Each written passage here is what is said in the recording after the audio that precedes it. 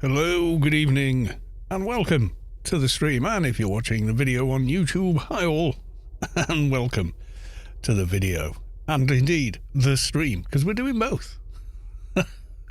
Well, there you go. The wonders of technology.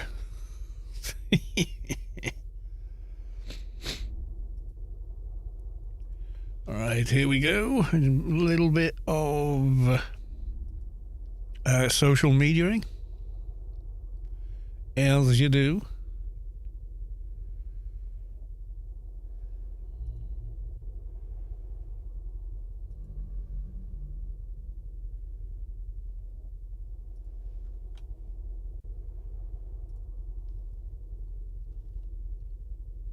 Just a couple more to do. Why do you automate it? Don't know how. I think over the entirety of a year, I would spend less time not automating it and just posting than I would figuring out how to automate it. So there you go. Have we got transcoding over on Twitch? We do. Fantastic. Right, okay. Right, I think we need to go to Rubi car. Yes.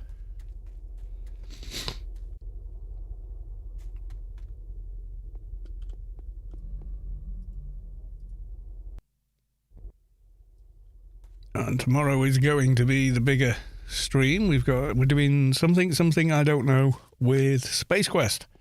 So yeah, that should be interesting. Let's go to the live screen. Oh yeah, and same over on the YouTube.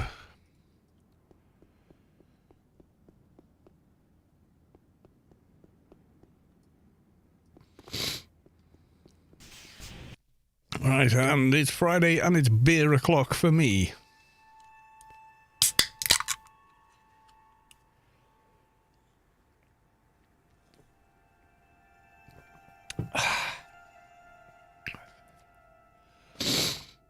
Oh, there's an update for global chat. Check our new FAQ via the command FAQ for some answers and questions if you have any more. It was updated 6th of December. I'd not noticed. Terry Ferry, welcome to the stream. Good to see you.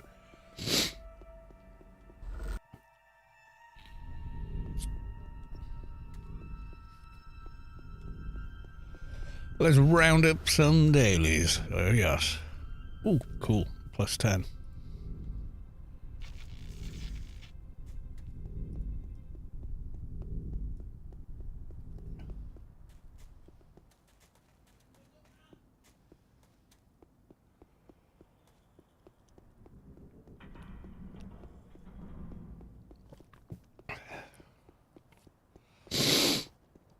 Yes, Christmas is still live on Rubi car.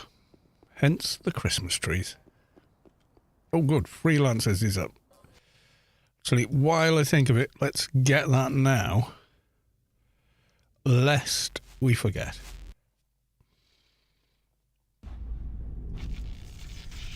I'm another person who got the leggings that I wanted.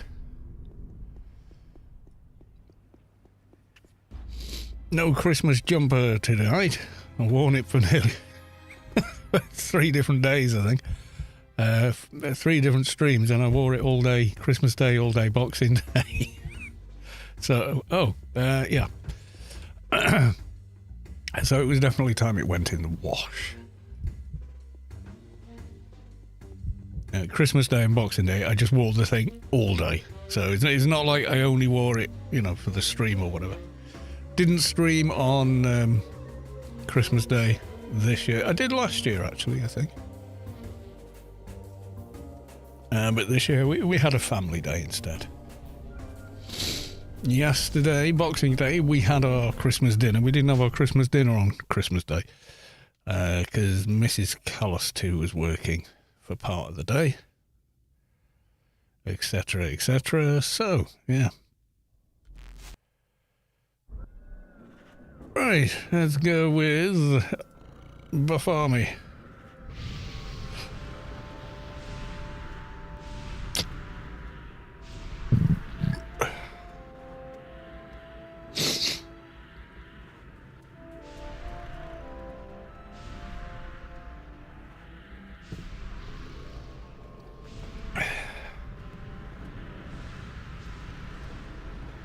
I think that's all those. Obviously, want my own buffs as well.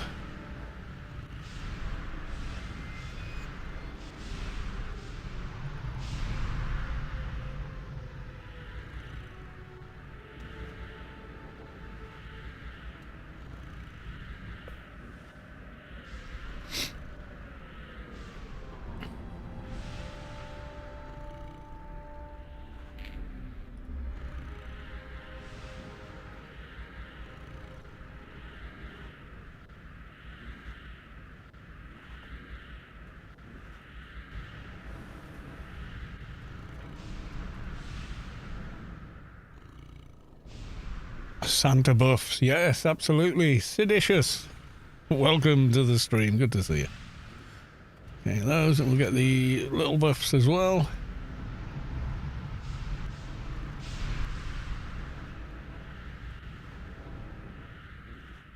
Oh, what have I got on there? 2 minutes.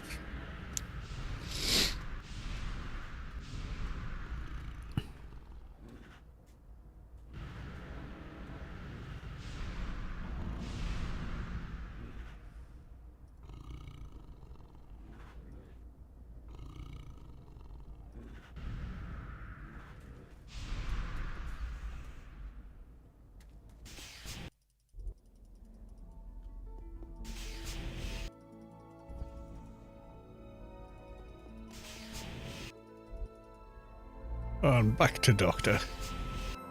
Santa buffs, absolutely the Santa buffage. Right. Let's pick up some dailies, shall we?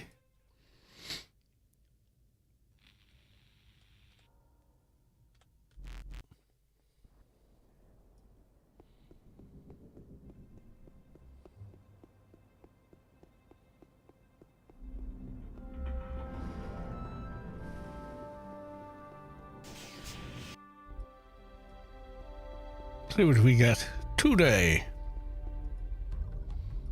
Applying for a job. Straightforward, please. Enigma dogs, okay. Clan towns look nice and green. Yeah, they're nice places to live. And hang out and everything else.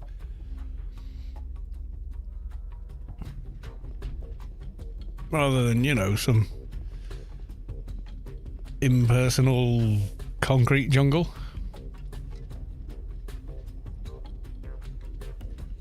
There we go.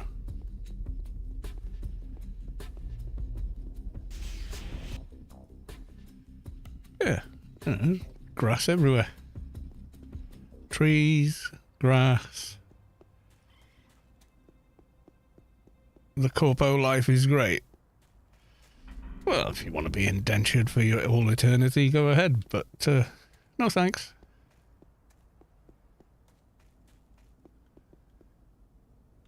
Have a little stroll by the canal.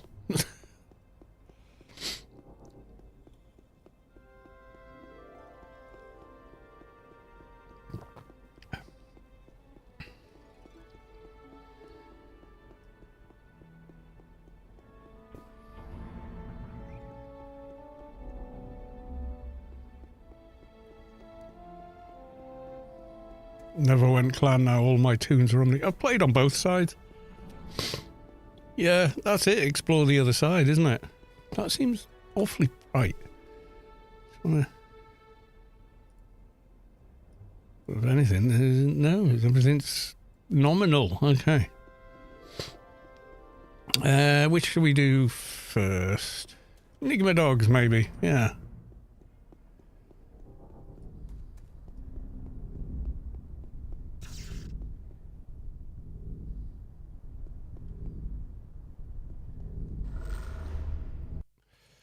Luna, welcome to the stream. Good to see you.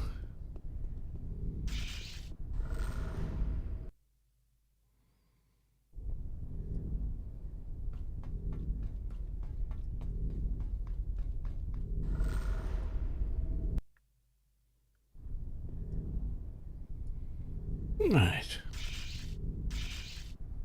What are we up to today? Well, it's the Christmas Friday, I guess, so dailies, basically. Tomorrow we're doing something a bit more interesting. We've got Space Quest along. So we'll be doing something I don't know. Honest answer. Find a friend, I think, and then possible loot giveaways, I think. I have to wait and see. It's up to them.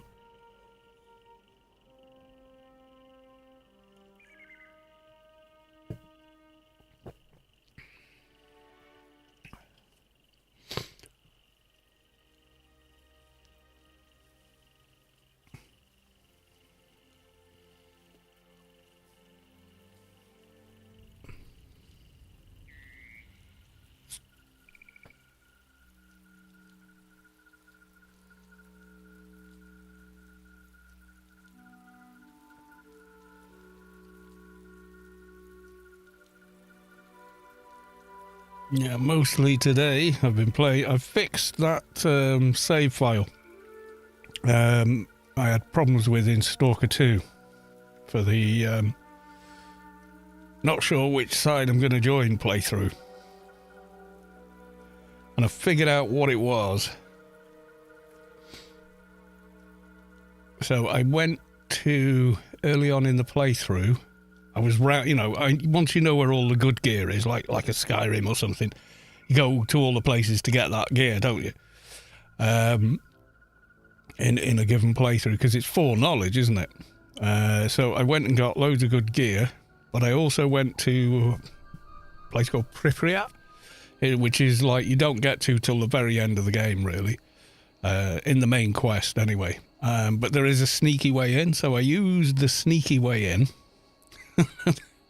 And looted gear I didn't really need, but it closed out a quest line for some DLC you get with if you buy like the Deluxe, you get the Journalist's Stash, which has loads of nice gear in it, but you don't get that straight away unless you know where to get it from.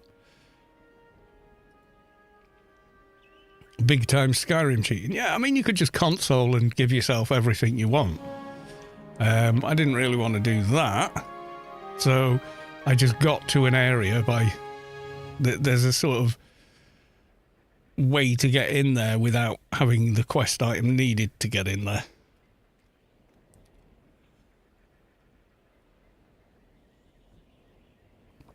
So I kind of did that, and then...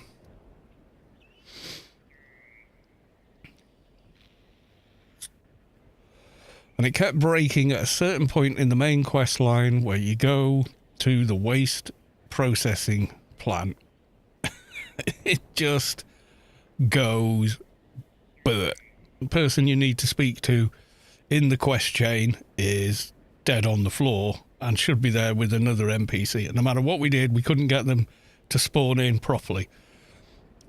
And you could kind of try and do it with console, but yeah, it just wouldn't work. And then later on you could console it and then it would do something very strange that it shouldn't do, or you could get to a certain area within that quest line, if you know it, where it gives you the next stage. And I tried that worked up until we finished that sort of section of the quest line and went to the next bit of the quest line, and then the side I was fighting for were all mysteriously hostile. So I couldn't continue the quest at that point either. So I went all the way back to a much earlier save before I went to Pripyat, and didn't go to Pripyat, and then just carried on, did everything as I did before. And everything was fine. It all worked. So I've got that one running again. And the reason I wanted that one was so chat could vote. So I had to get the quest to a certain stage whereby I could say, right, which faction are we going to go with? And then you can decide on the flip of a coin at certain points. You can go straight ahead Ward playthrough, straight ahead Star playthrough, etc. So, yeah, I did lots of different stuff to get it to that point, so that at that one point you could make a choice.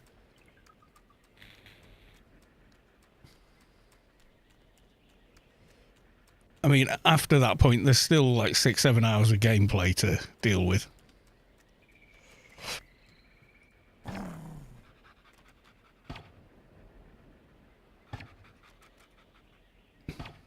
At least. And that's on like easiest settings.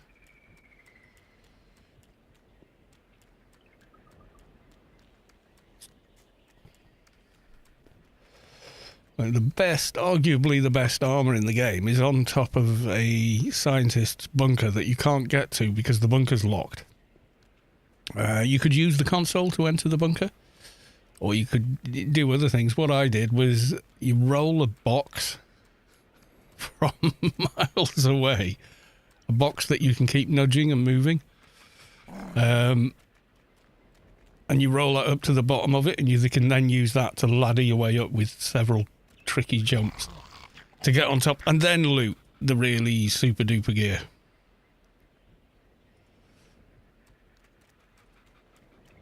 Because there's no level locks on the items in the game.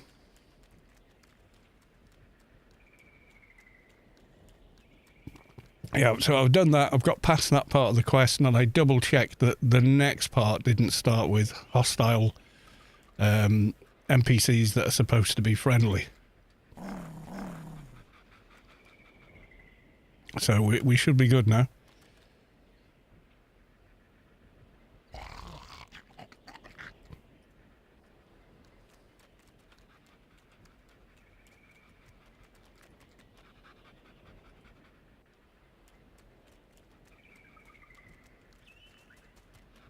Still love playing it, love the atmosphere of the game, etc.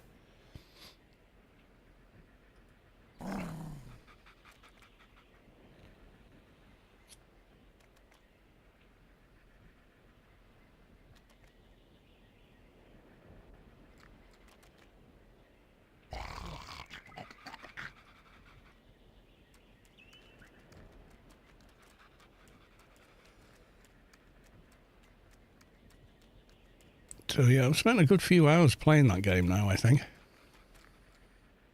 More than I ever thought I would, I'll be honest. Not up to, you know, the hours played that I've got in Anarchy by any stretch of the imagination, but, you know, still quite a few hours actually playing it, so. There we go, we seem to have missed off a buff, but that's okay. We can get the buff.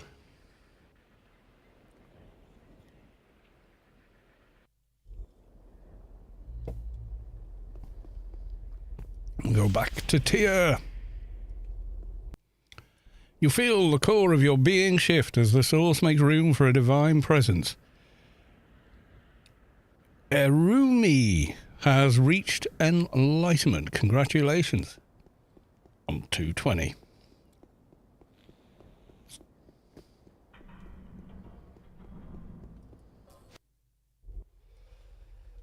Let's try and get that buff again.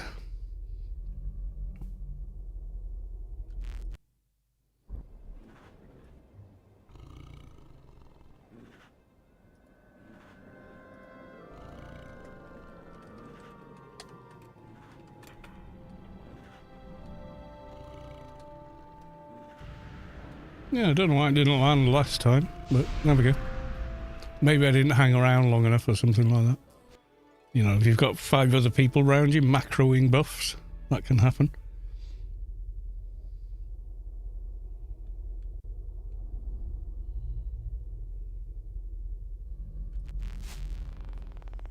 Next, we will talk to the warden.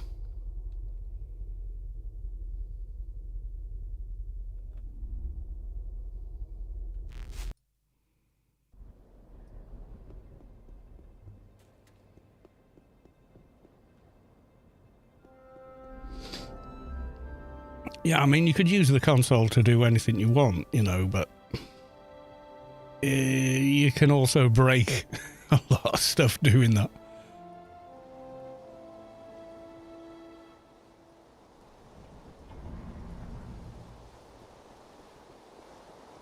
I mean, if you console in items and armor, probably not, but it might.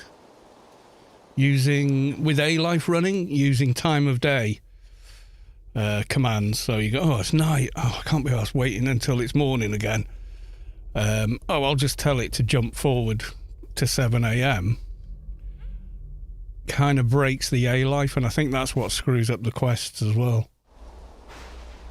But A-Life is awesome for making the whole zone feel completely alive. There's stuff happening whether you're there or not, so you can see it happening. It's pretty cool. You can see who controls what area or base or outpost or checkpoint, and then there's a skirmish there, and you can pick a side and wipe out one side or the other, helping give the opposing side the upper hand and control of that area.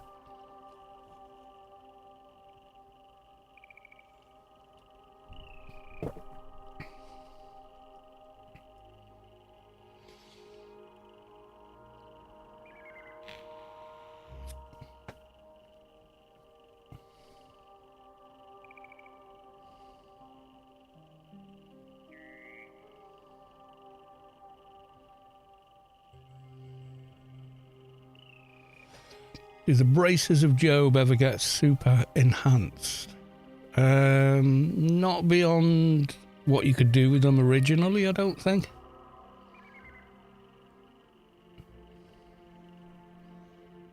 Quick Google just to see if anything else has been added.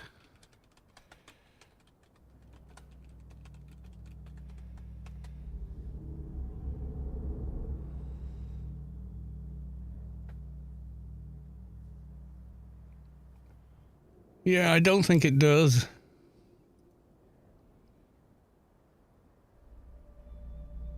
Yeah, 18.7, this is all gone.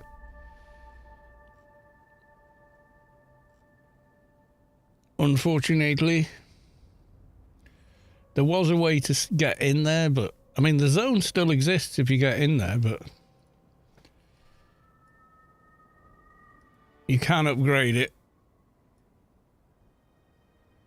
You have to use a secret method. Yeah, you can do certain things to get in there using stuck, I know.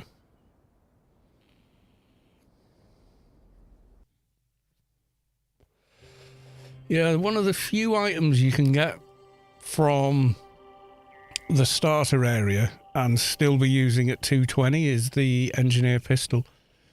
There's an upgrade path for that from level 1 to level 220.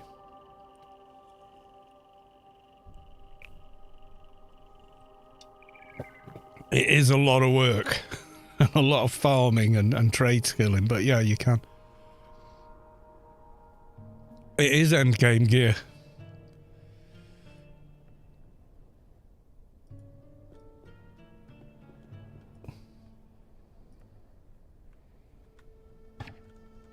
Very little to beat it.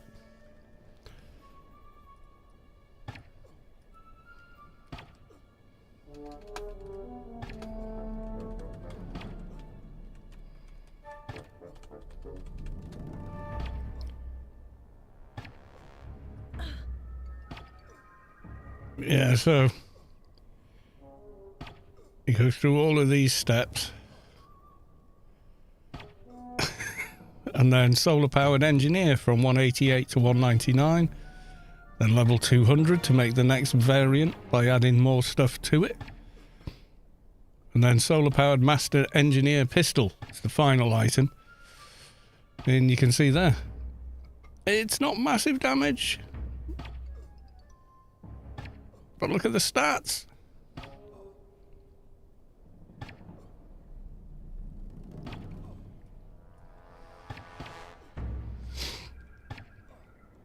CDR with no MBS. CDR was okay until AI released.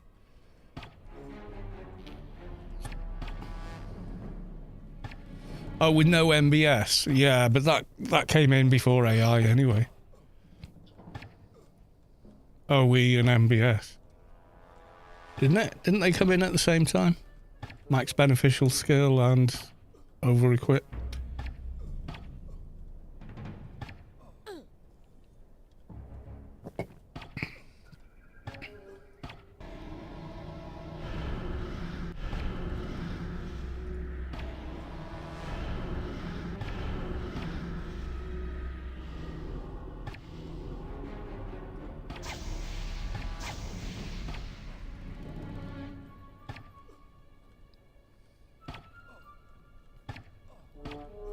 Yeah, Dogs of War trouts every...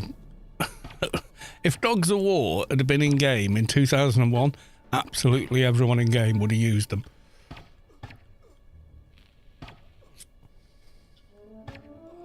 No ifs, ands, buts or maybes, it would have outperformed every other weapon in the game. Pretty much. Given how easy it is to get on and everything.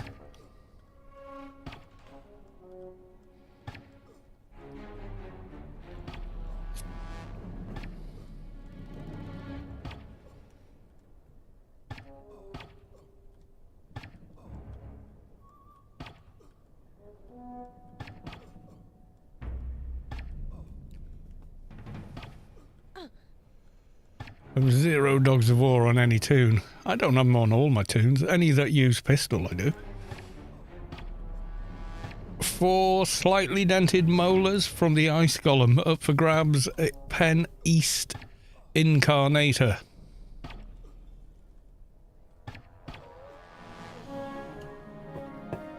It's OP. Oh, maybe.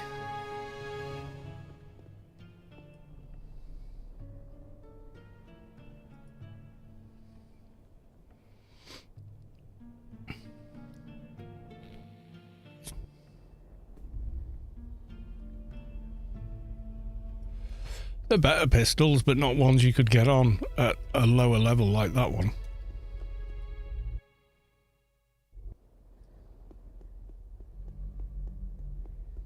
Does it have any level requirement on it? I can't remember.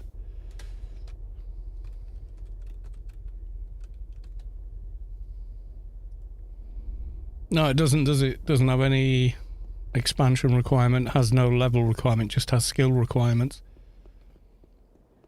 Max beneficial skill is 1200 though. So by the time you're like 150, it ain't all that. It's okay, but it ain't all that.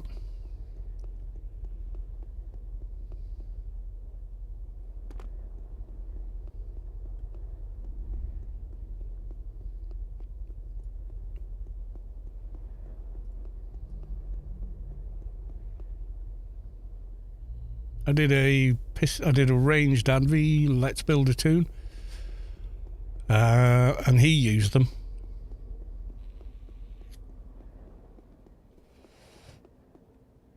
I can't remember if he actually bothered with a CDR or not. Oh, I remember them being flavour of the, you know, must-have weapon for years and years for low levels.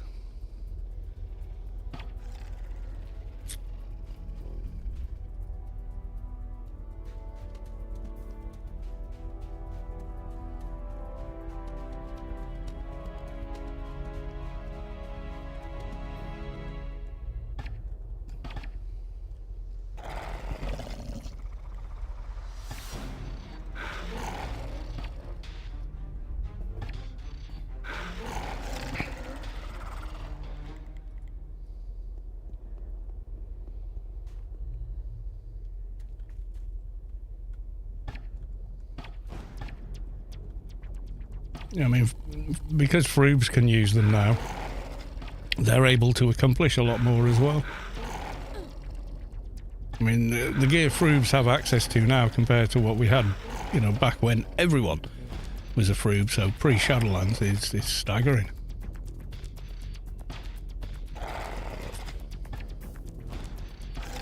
We didn't have composites and all that malarkey.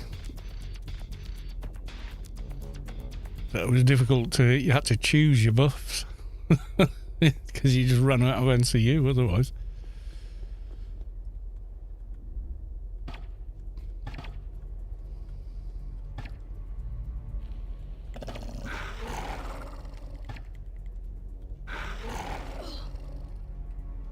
Might revive my soldier and finally hit 200 on a character if I can get hold of 300 KMP5. Never been to the wreck yet.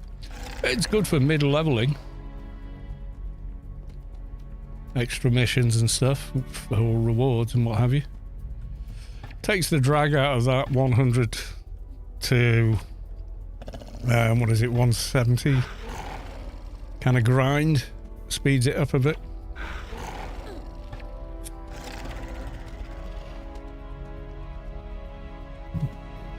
I always go there. It's good. I like the area. I find it fun to play in.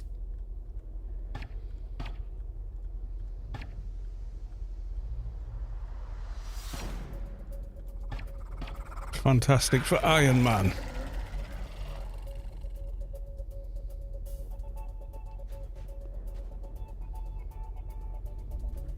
Well, it depends on which variant of Iron Man, really, doesn't it? There's no... I mean, artificial rules imposed arbitrarily. So, it's cool, you know. Whether the rules are imposed by the server itself or whether they're imposed by a group of players upon agreement. But I mean, there's nothing wrong with that in essence. I mean, that's how society works.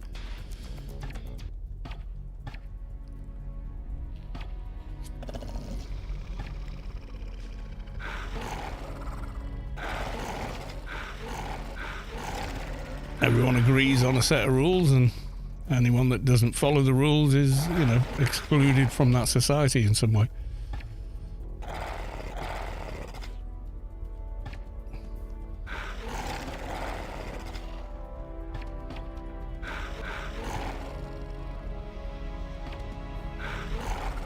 And it was server imposed. What do you mean, like the 2019 server? Yeah, it kind of was.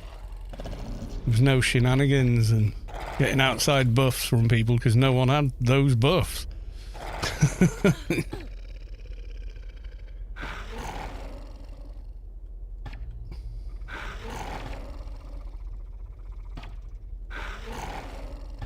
And it's not 100% drop, so yeah, it can take time. That's the only other thing. Some days it'll drop them all day long. Other times, you know, it's like doges. It's whatever you get. Yeah, it was like going back to the old days when it was level 10 everywhere, and the people that had the colonist bundle or something bundle had access to self-leveling really cool armor, and people who hadn't didn't. So yeah, that was funny.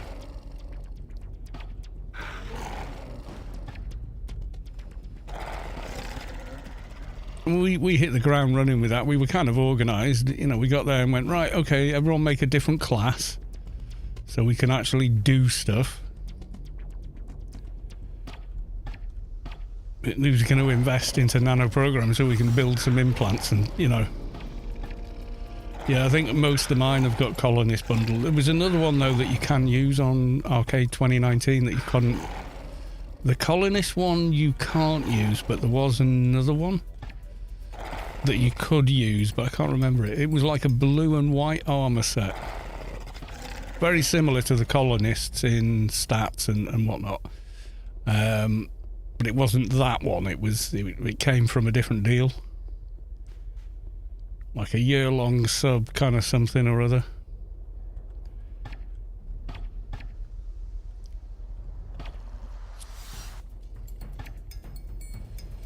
There was no veteran store, no anything really. You just had to make do with what you could get.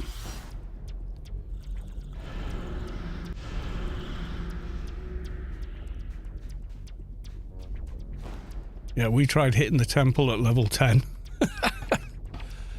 Oh, we were so foolish. But we did it because it was fun.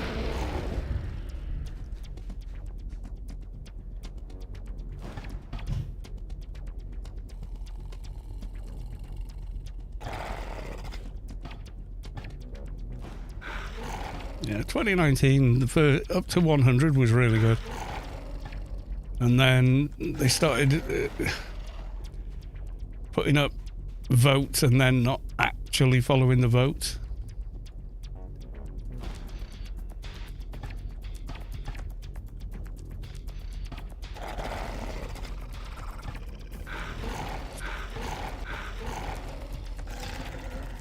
Two bot parties showed up. 10-minute respawn, yeah. You can still do the daily though. I mean, I've been there plenty of times, there's been nobody there. People do farm it, but there you go.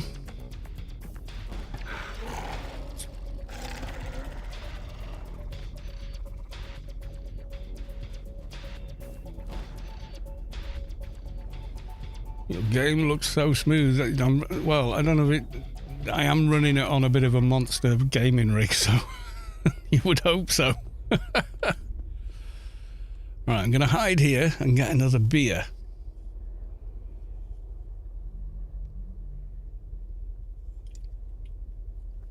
I shall be back.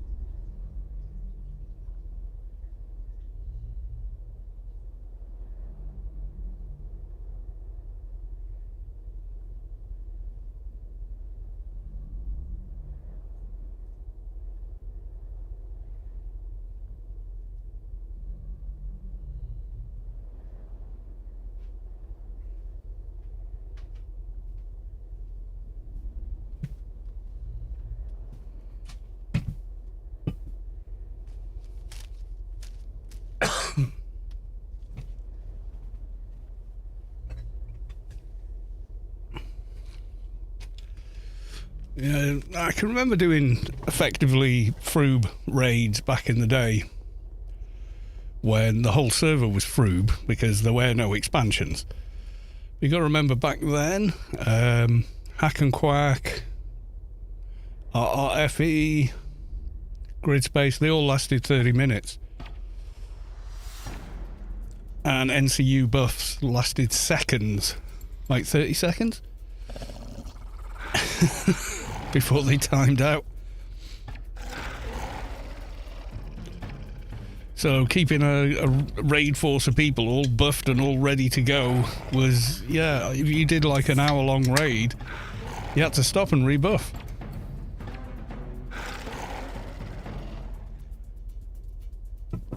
Every 30 minutes you were like, oh, I need fix a buff. No, I need this buff, this buff. Oh wait, no, I need fix a buff again now to get the other ones on.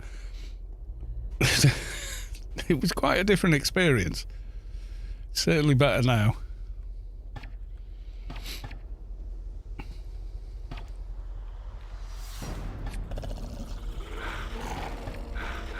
I don't even think Behemoth lasted 30 minutes at one time. I'm sure like Behemoth RRFE used to last either 20 odd minutes or something like that.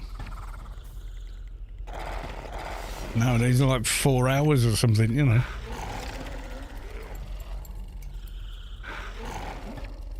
Trade grid. Yeah, exactly, yeah, the old buffing areas.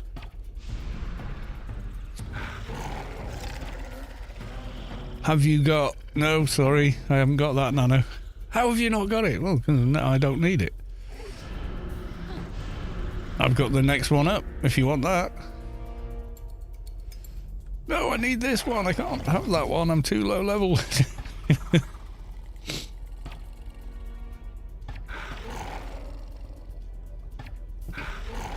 I can remember when Challenger used to affect all offensive weapon skills. Yay, Doja! Oh, I got no space. Oh, well, I don't need that anymore. There you go. Now I can take it.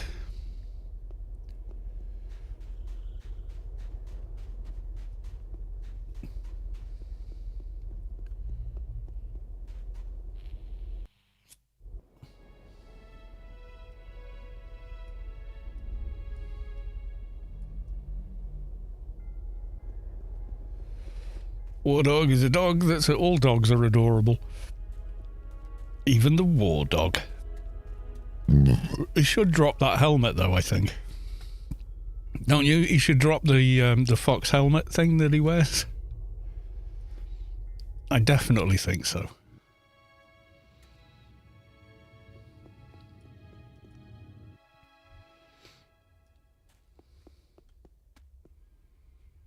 We get as many people farming that as you would people farming the Dogs of War, though.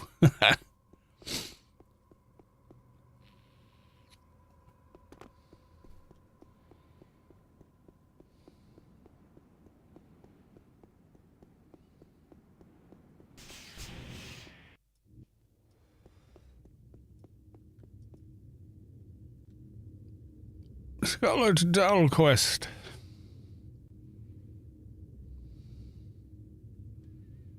We're waiting.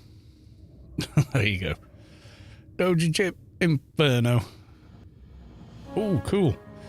We finished a research line. End certification. So we got another 20 cents.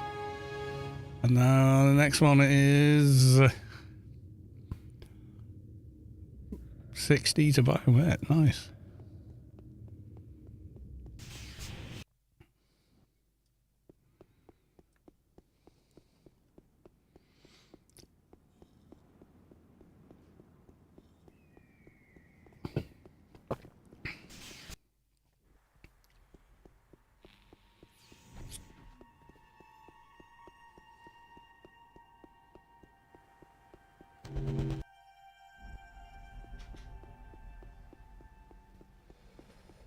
And now we've got the Alien Daily.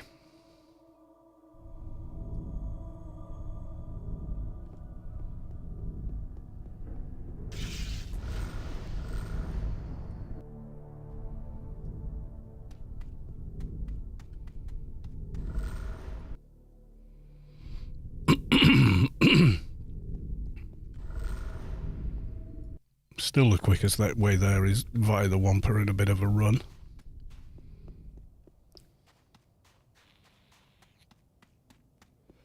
Yeah, current computer is...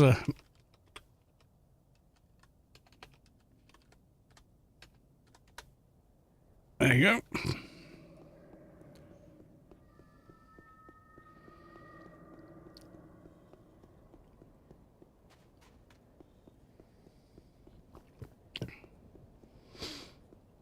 So you would really hope that system would run AO well, not AOL.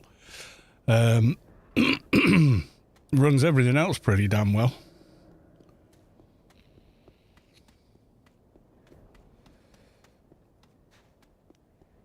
So that could be why it looks quite smooth. Because it is.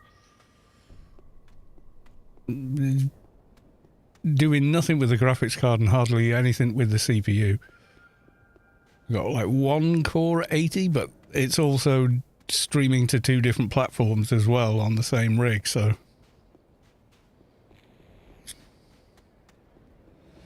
that's probably more load on the system than anything else. Certainly more than the game, I would think.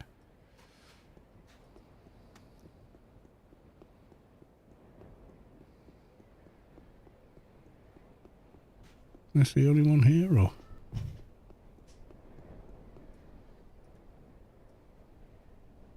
Yeah, okay.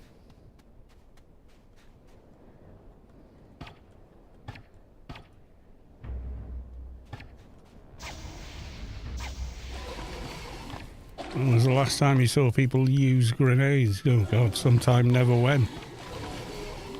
I don't remember the last time.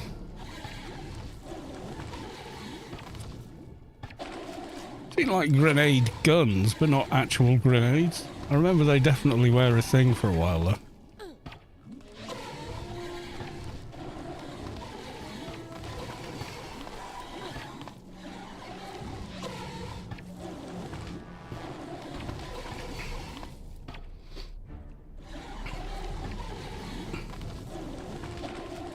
Stand back and enjoy the fireworks.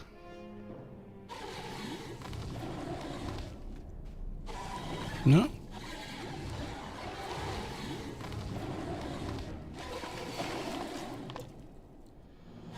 Yeah, that's better.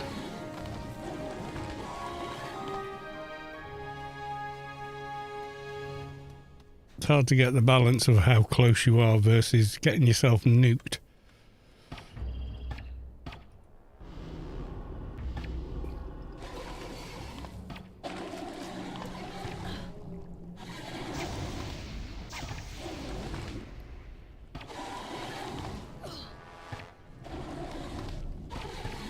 I still see Angies using grenade guns and stuff, but actual grenades, not very often. That I'm aware of, anyway.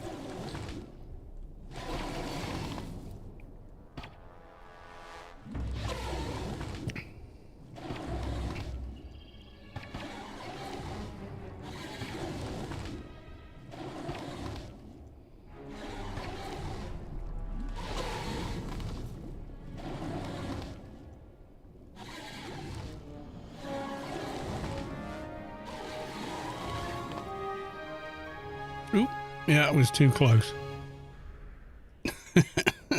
Never mind. Let's go hand these dailies in.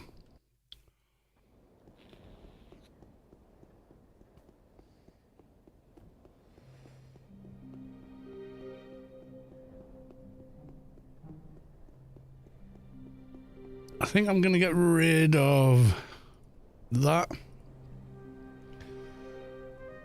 Because it's just odd the way it affects the lighting.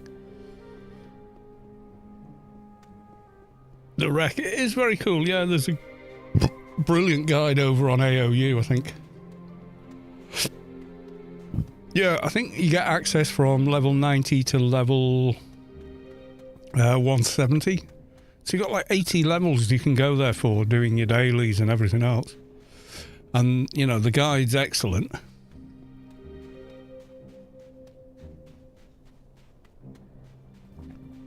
And you also get elevated XP gain there. So if you kill the same level mob on Rubi car, it's so easy to get to anyway. Scotty Boy probably does have a warp command to go to certain NPCs there, but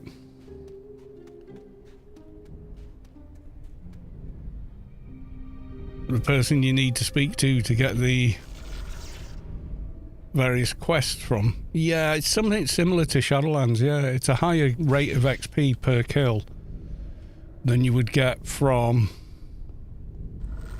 the same level mob in a Rubi car mission or outdoors or whatever. It's definitely higher.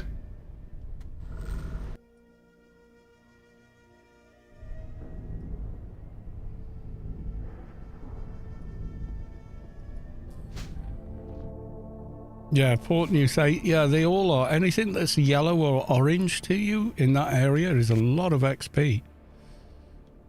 Versus the same level mobs in a, you know, Rubicar mission.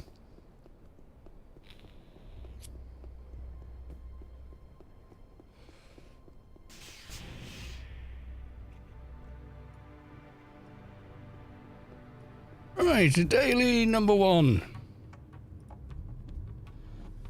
Mission complete. I don't think I spoke to the warden though. No, I need to do that. Hang on then.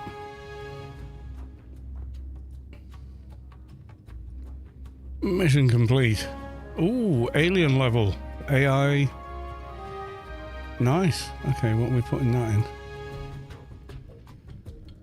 in? Another one in made. I think.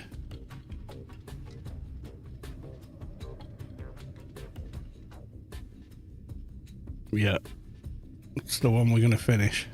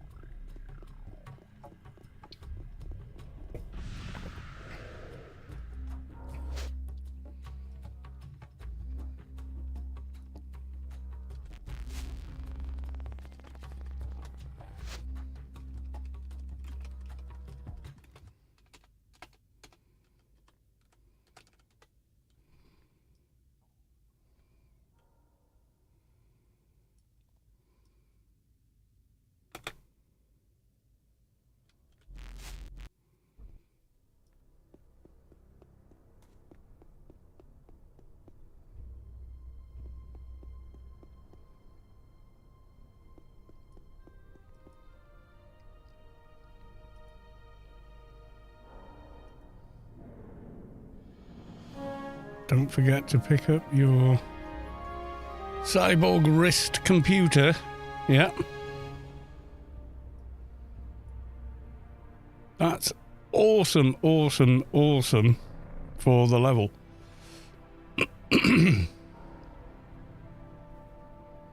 75 to ACs, riposte Dimash, but 18 to evades as well. They're quite nice.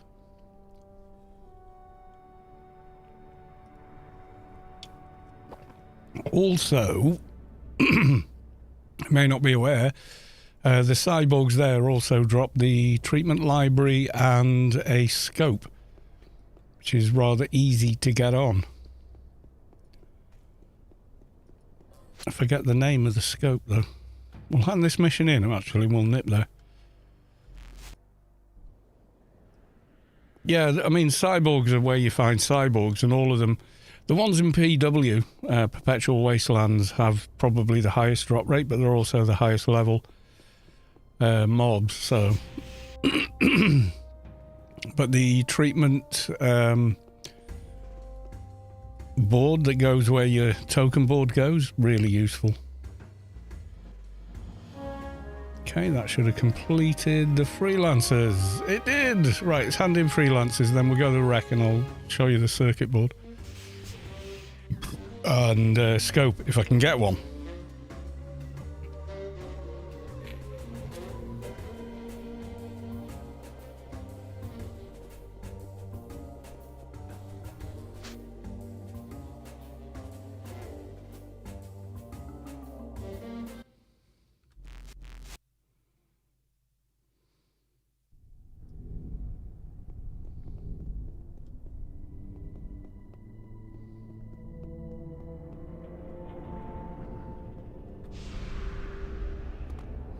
I'll tackle it. You get random buffs, which is nice. You received an accident. You already have this unique item. Oh well. Did I get a mission reset? I do have one, so I could always re-roll the dailies, but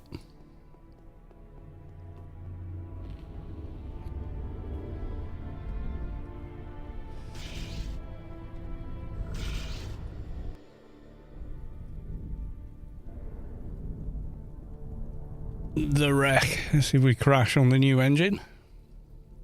Oh, we're alive. Yeah. And if you clan, that's the guy you go talk to. Field Commander Tettle for missions, etc. But I can't talk to him right now because too high level. He just says, I have nothing for you after that. The wreck is awesome for gear. Yeah, there's loads of good stuff.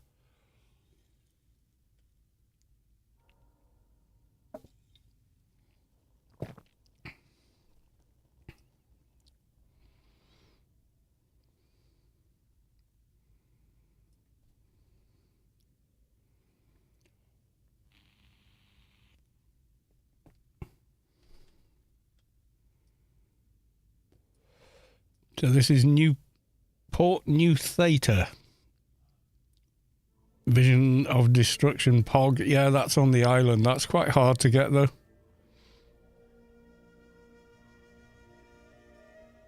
Like, as in, it's a difficult mob to kill at low level. So these guys have a chance for a scope. Entwined Lieutenant, etc. They're also really good XP at the appropriate level.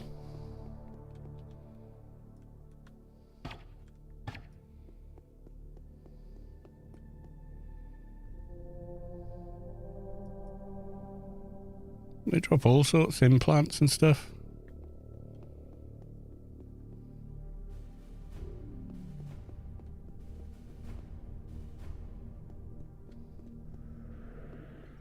Someone was here buffing. I think someone's farming the area because there's nearly no mobs here.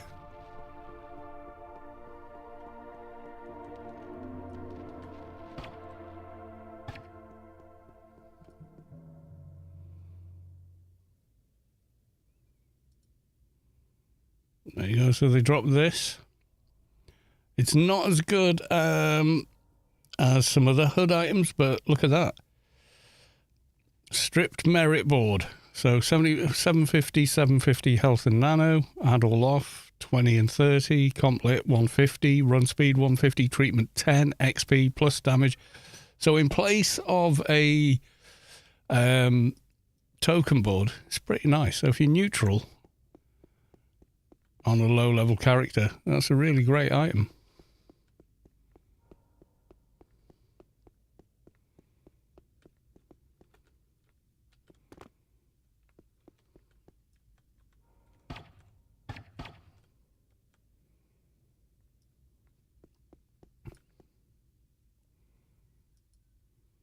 I think these are the guys that drop it. I'm not sure. It's been a while.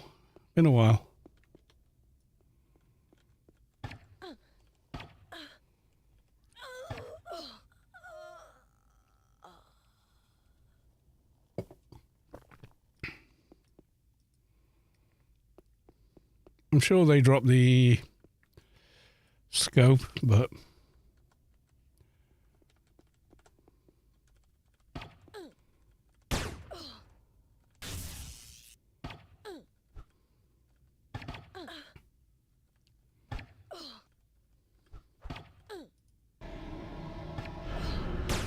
put it on a level 25 MP. Yeah, exactly.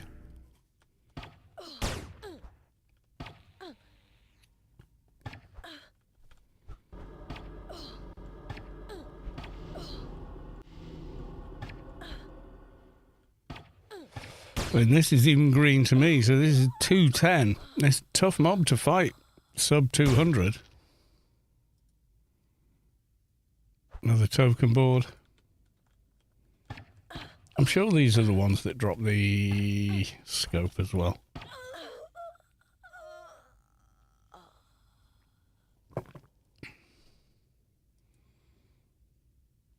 No, but an empty 130 left-hand implant.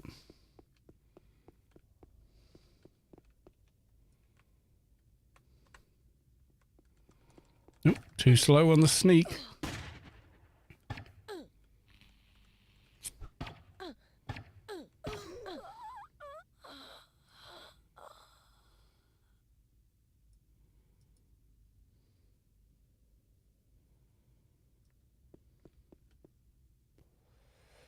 So yeah, they drop a lot of clean implants as well. Quite handy.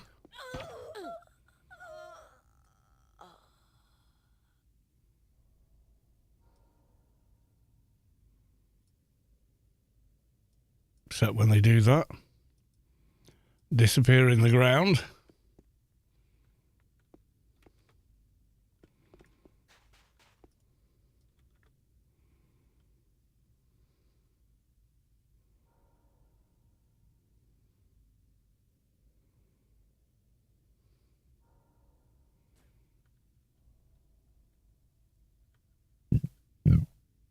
The two spawns across the bridge are always lower level.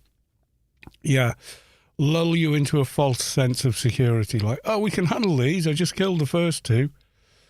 Oh, they're using the can't get near you exploit. Okay. Fair enough. Stucking the mobs. But yeah, so they drop the scopes and all sorts.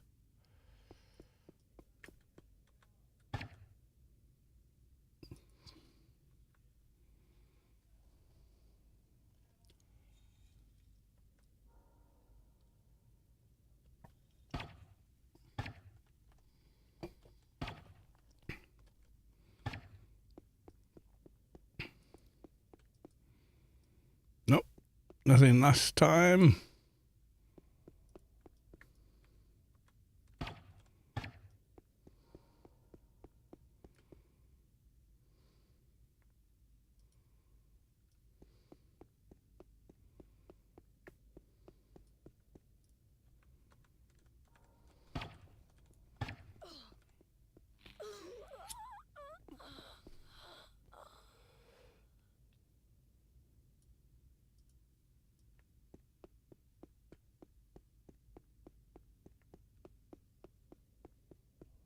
Scanning area.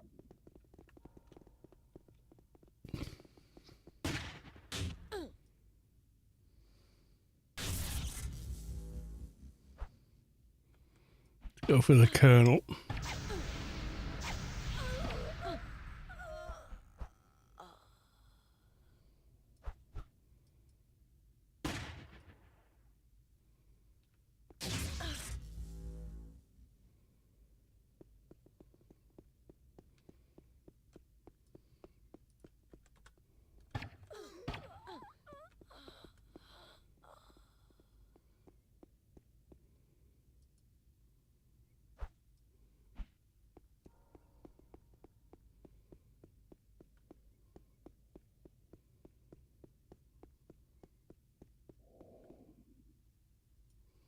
He's trying to train these to his pet, so.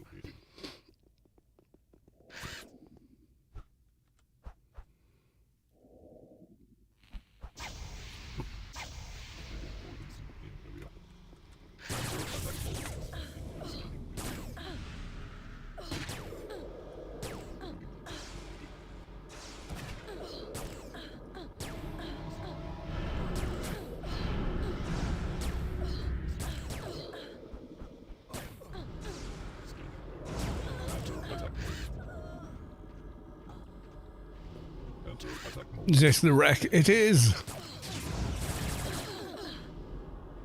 That's it. Never drinking again. Oh dear.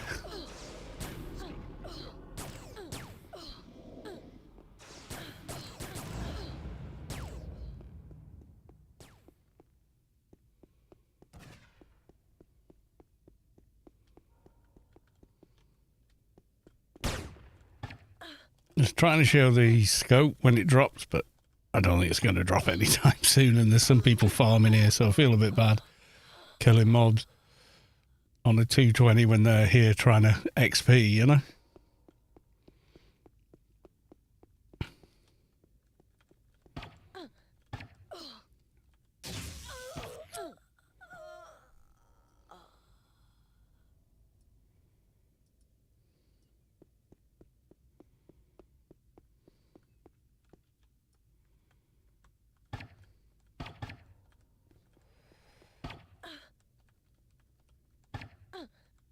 Why are you bullying these low-level mobs, Strimmer?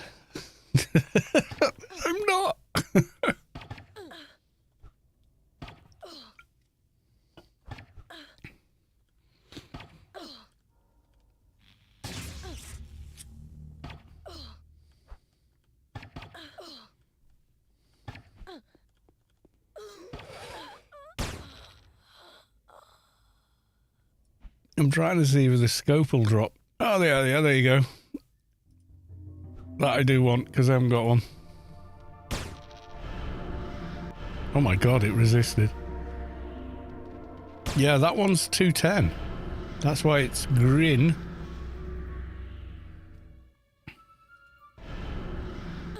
Oh my god, you won't root, will you?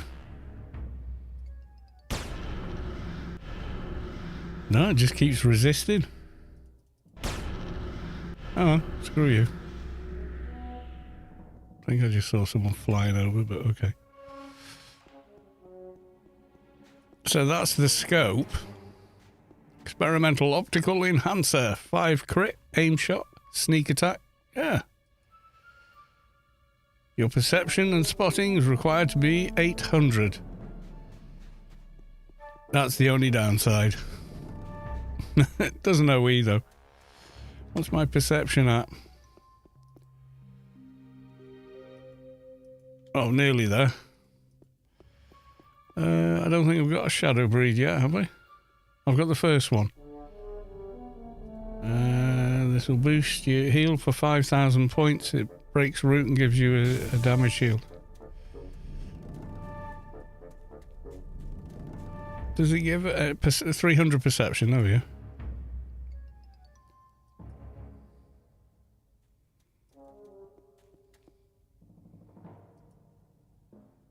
There you go, I've equipped it.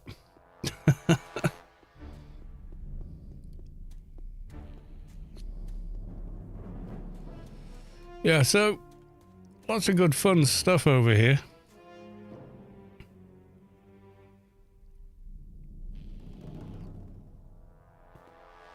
Yeah, on an advert you've got the perception buffs and stuff on the wolf line. That used to be better. And I could have done that, but... yeah. Right. I'm going to get another beer, then we'll do an Inferno mission. Because reasons.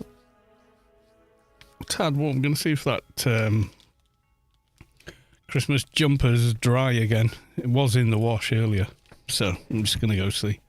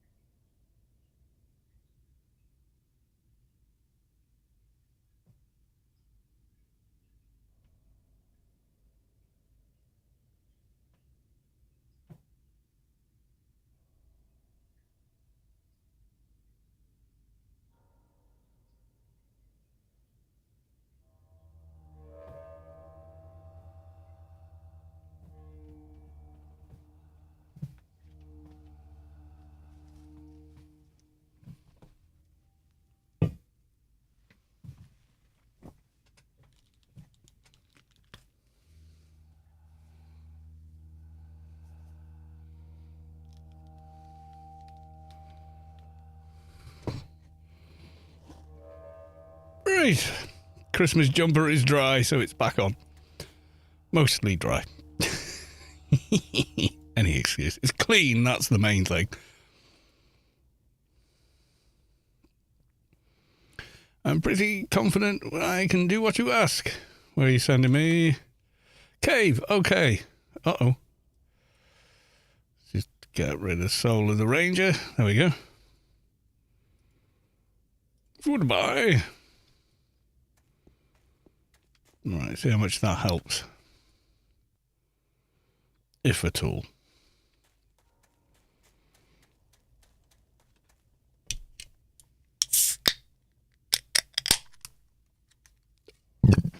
So you're never againing now, Gamble. 1, 1, 1, 1, 1.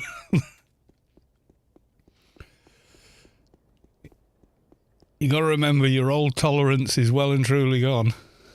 So if you were hitting the Baileys, the Drambuie, and a couple of beers, yeah, well, it's not like the old days.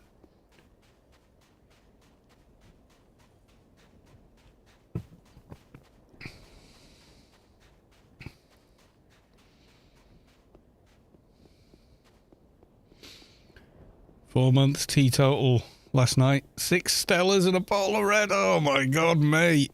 Either or. Not both. God almighty. No wonder you feel rough. I couldn't drink that much in a... Well, I probably could drink that much in a night, but I wouldn't choose to.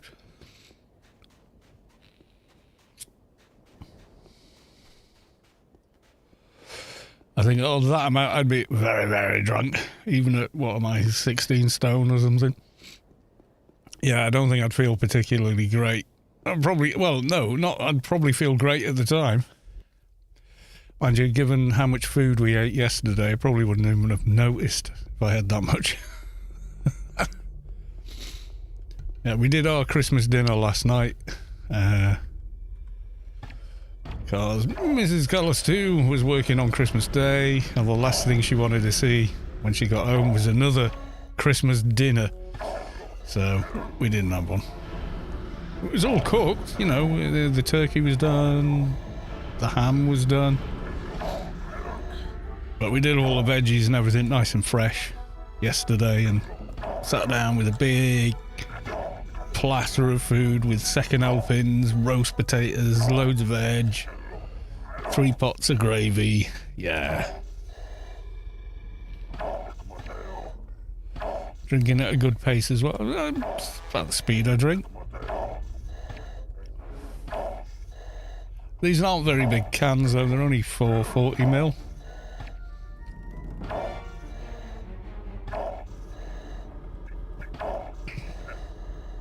So I don't drink really quickly.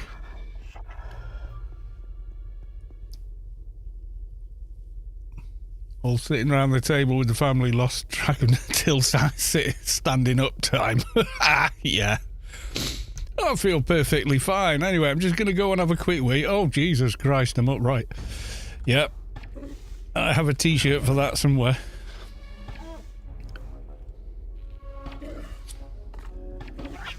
Now I have to use my legs. Good God. Yeah, sudden shock. Gear on YouTube. Good evening. Good evening, sir.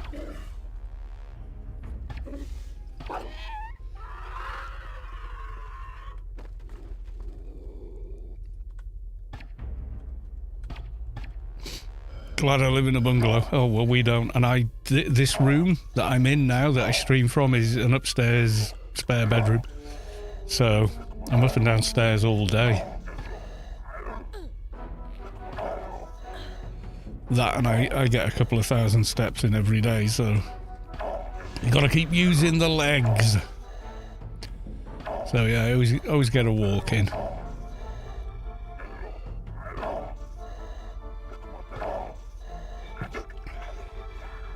I walk fast, I can tell you that.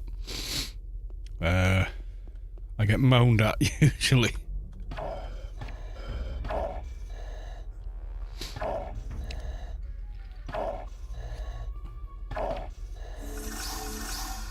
Smecky subscribed with Prime. Welcome, and thank you very much for the sub. Much appreciated. Yeah, I walk about 3 miles a day, which isn't quite your 10,000 steps or whatever they say you should have, but it is up and downhill, so...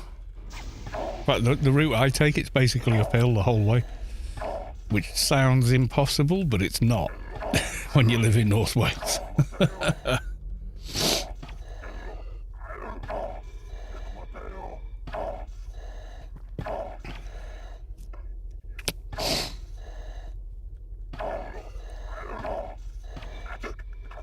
Plus you're breathing in great big lungfuls of fresh ocean air and, you know. So, yeah.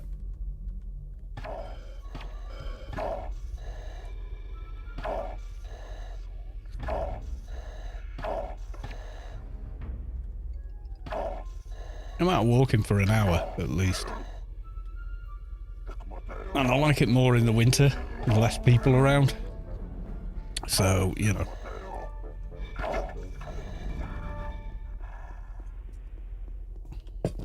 But I did pack in the smoking a long time ago, so... I noticed a big difference after about 3 months. After I quit the tobacco. Never gone back to it. Last time I smoked anything was I had half a cigarette at our youngest daughter's second wedding. While I was very, very drunk. So yeah, give us one of them. While I was outside being very, very drunk. So I smoked about half of it and went, oh, no. And that was it. That was the last time I ever smoked. I wouldn't go back to it now. If I use the vapes and stuff. If they got rid of vapes, I'd just quit completely. If they suddenly banned them or something, I wouldn't go back to tobacco.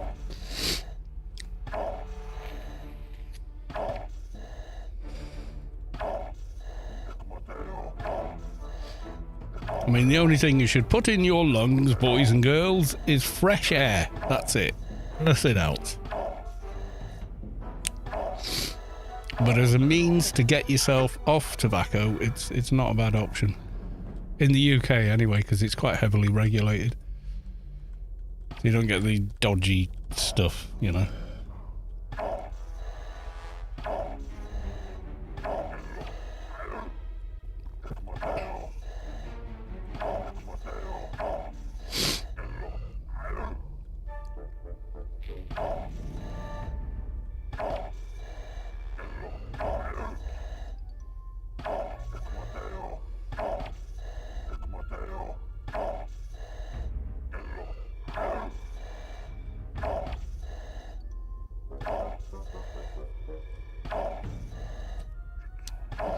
First thing I noticed was I could do something manually heavy and I would start to get breathless, but I wouldn't get tired. I could just carry on going even though I was a little breathless. I just had to breathe harder to carry on doing what I was doing, but I didn't tire. That was the first thing I noticed, and then I noticed over time that I wasn't getting as breathless anymore. And then eventually you realise, God, I'm a damn sight fitter than I was a year ago, you know.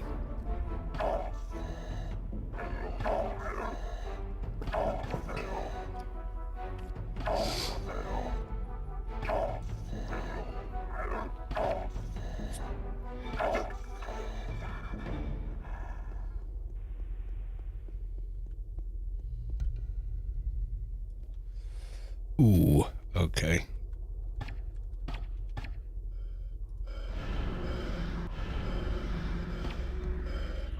Wrong mob. I meant to snare the other one and snared the one I was fighting. There we go.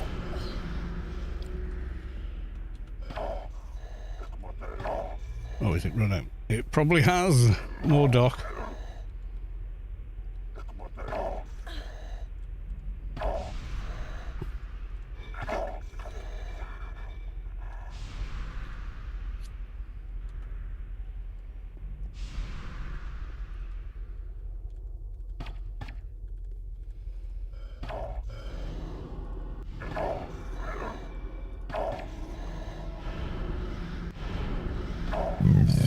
There we go. Yeah, I think I drink one of these small tins. Takes about 30 minutes. Comfortably just knock it back while chatting. The other thing I noticed as well is, obviously I was editing a lot of video of myself.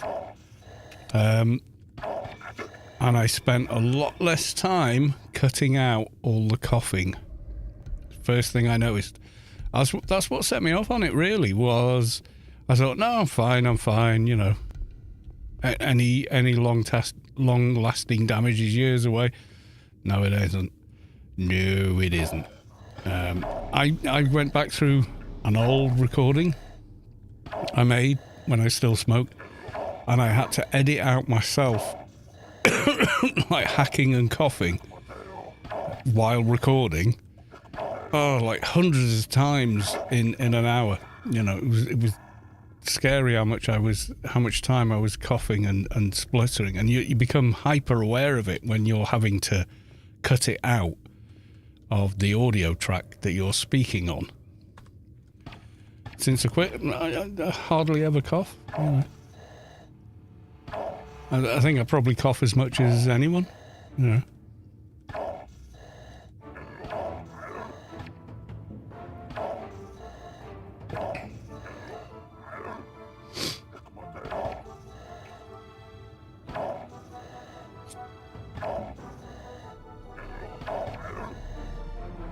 And it's a different kind of cough. When I smoked, that cough rattled like hell, and it sounded like, you know, God, it sounded rough, like, oh my God, you know. When you listen back to it, you know, while you're editing that video down, you know, you start thinking about it more and more. Because when you cough as a smoker, you're not really aware of it. Because you progressively get worse and don't realise. Because, you know, it's the frog in the hot water kind of a thing.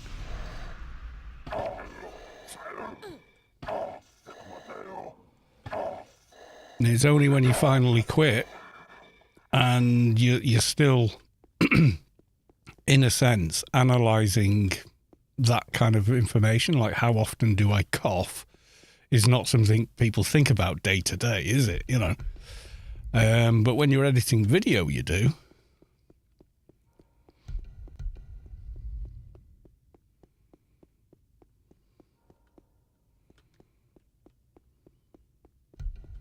It's unavoidable, you know. It's one of the things you always edit out. When you don't publish a video with you coughing and spluttering all over it.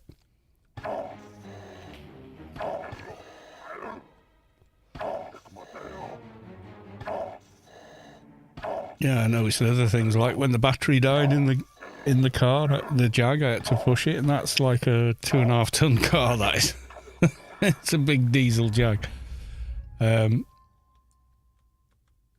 I pushed it a 1/4 mile without any real thought or problem. I wasn't tired, I wasn't out of breath, I just moved it, you know.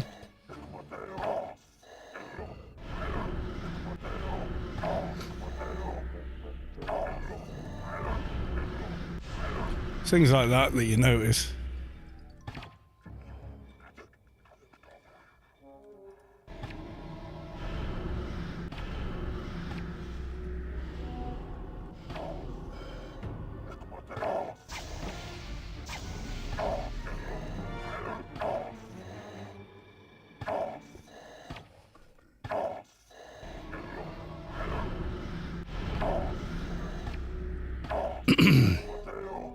So yeah, I'm quite happy to just, you know, carry on as I am, I guess.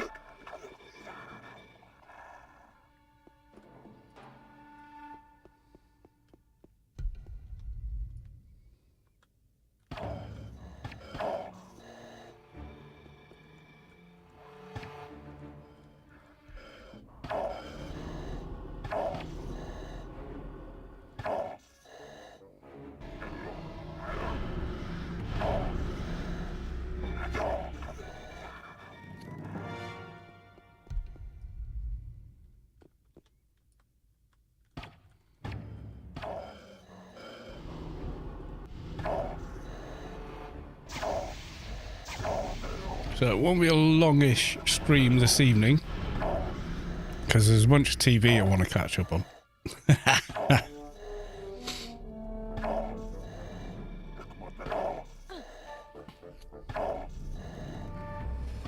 I want to rewatch the Wallace and Gromit movie on iPlayer again. I've watched it twice so far, and I keep seeing new things in it that make me literally laugh out loud. Like, I spotted it, I rewatched it last night, and I spotted like a tiny little vision. There's so many visual gags. If you look away from that screen, you know, even for 5 seconds, you're going to miss God knows how much.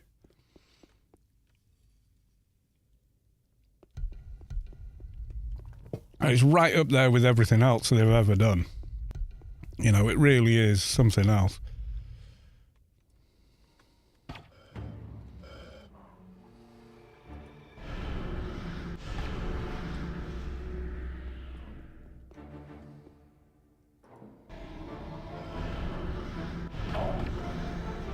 There was one bit where it said, Yorkshire border, keep out. On the other side it had Lancashire border. No, you keep out.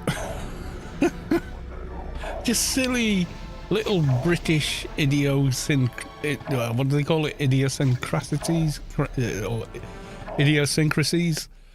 Yeah, they just absolutely make it.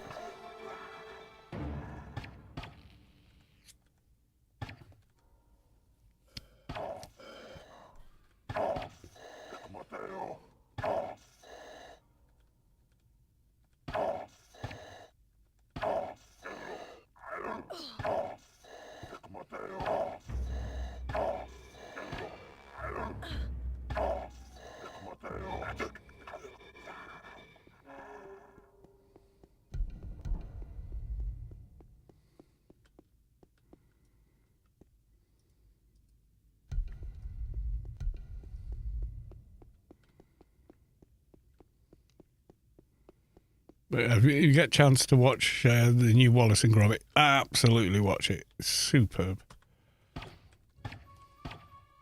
It's a shame Peter Sallis passed on, but the guy they got to voice Wallace, he does a brilliant job. I think he did the video games of Wallace and Gromit before they asked, you know, would you be prepared to do, you know, a movie? And he was like, yeah, it'd be my honour, you know, kind of thing. Jinx phalanx. Oh my God, I stuck my bit. I can't target this guy. Excuse me. Bless you. Well, thank you very much. Now I can hit him. Oh, get knotted. I missed with aim shot.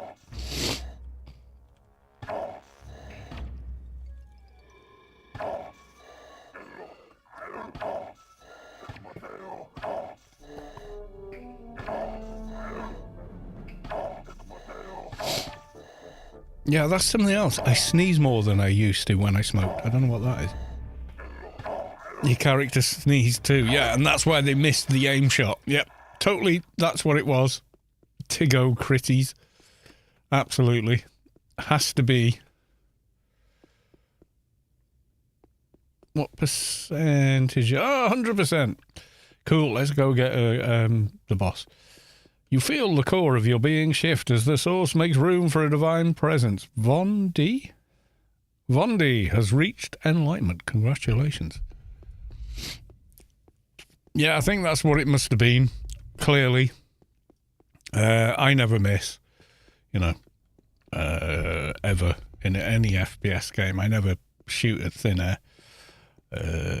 Well, I don't unless it's got an asynchronous bloody XY mouse for some reason. That's the one thing about Stalker that annoys me. You know, the bugs and all the rest of it, don't care. But the value from X and Y, moving a mouse, so up and down, is like half the value of left and right.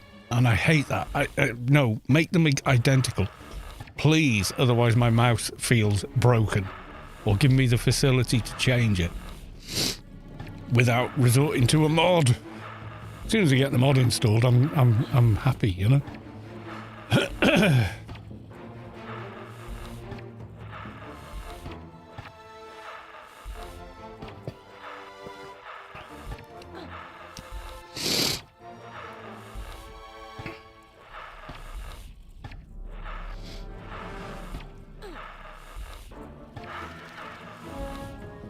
Yay, big chunk of research.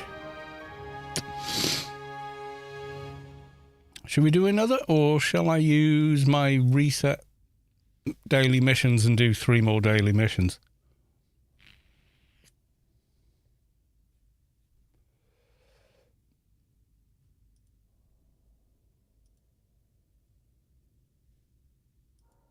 Let's see.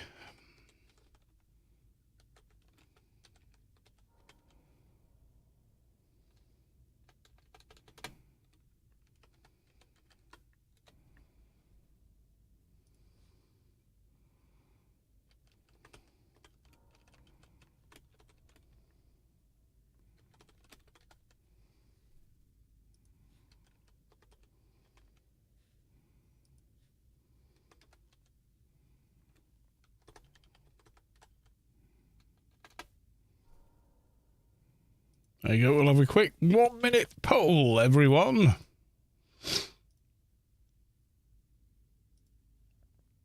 While you guys think about it, I'm going back to the garden. How's research looking? Looking pretty good, actually.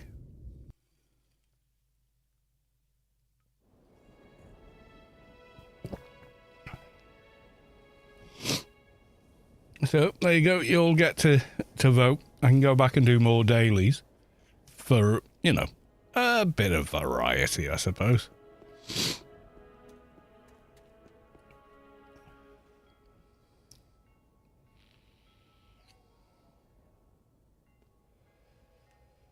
Oh, this was my Secret Santa, by the way. Hang on, I gotta share this with you. So, you had to, you could put wish list, so I did a wish list.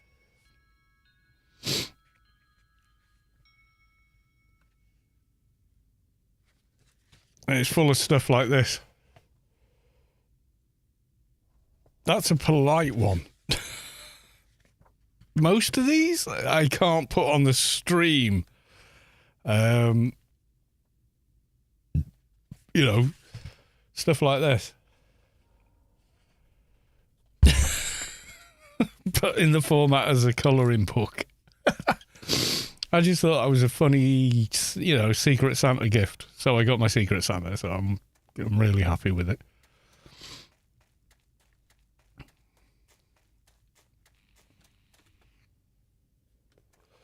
Right, the poll is in, and it's 3-1 for do your dailies again. Right, okay, more dailies. Let's go. Sadly, we can't repeat freelancers, but we can do 3 dailies again, so. Yeah, research is getting there. Once I finished this one, I've got 1, 2, 3, 4 left to get done. But out of all of them, that's not bad. When you consider, you know, how many there are. And we're at AI 27, so 1 more AI level, and we can start doing Apotheosis 9.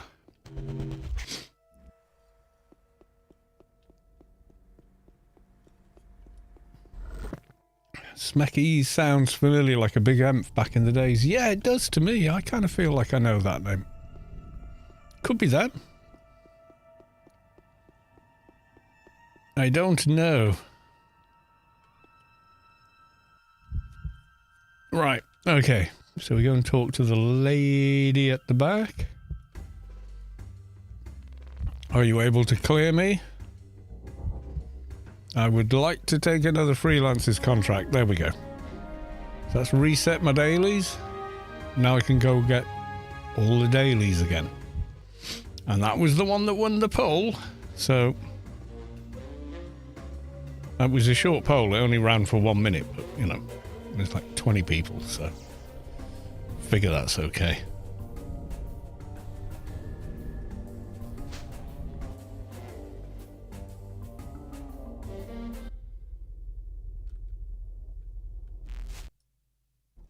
Smackies, yes, did play back in the day. Yeah, it rings a bell for me. Need 20 minutes on a pole. I often change my mind. Okay.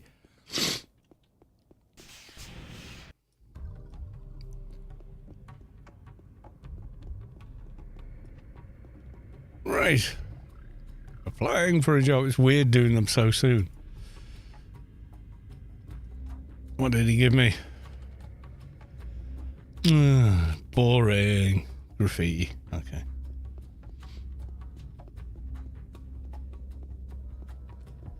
Oh, lag.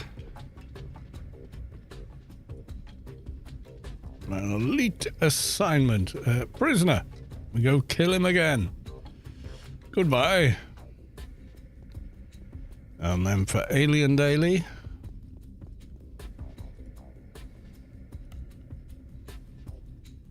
Oh, spaced out. Okay. Makes a change. Let's go do spaced out.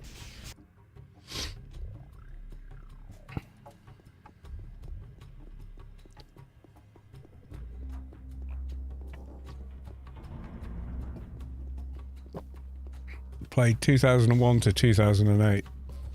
Yeah, I was in, 2001 till 2007.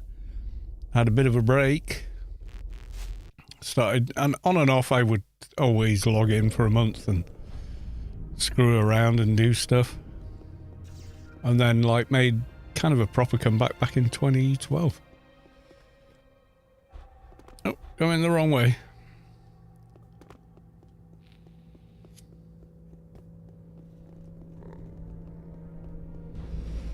And then when did I start doing videos? 2015?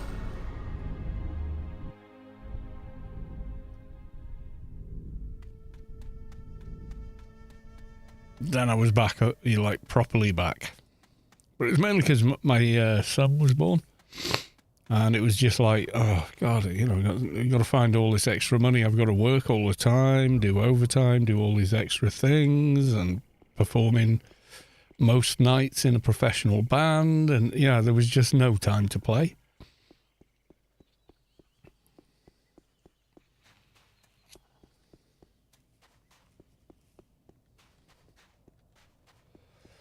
So that was my hiatus. I was so tired when he was a baby because, he was waking us up every hour of the night, and I was working 12 hours a day and all this silly ass stuff. Even blew up an entire quality 300 Norton Wars base.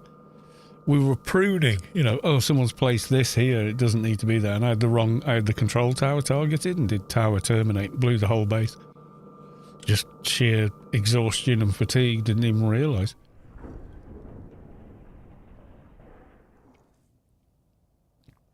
Which was, not good.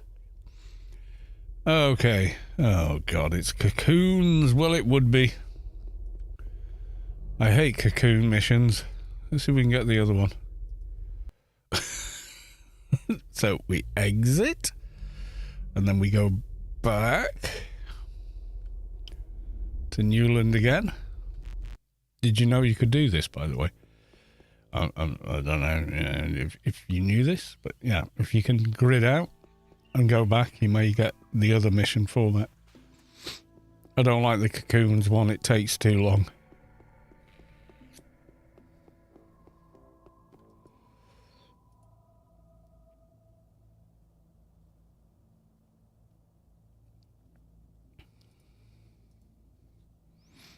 Doesn't matter what you say to this guy, it's all RNG. I'm getting another beer.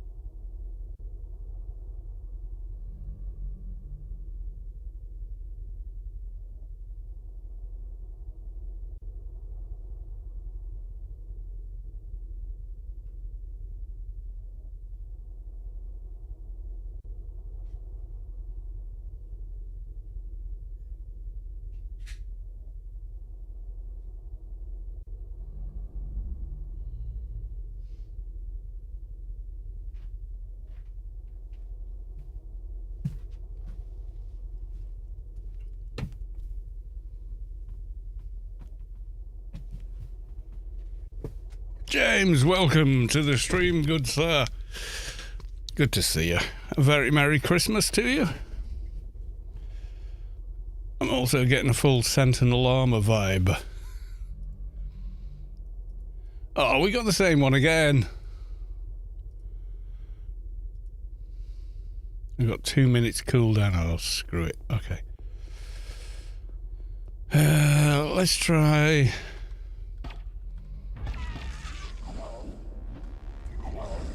I was hoping to get the other one, but never mind.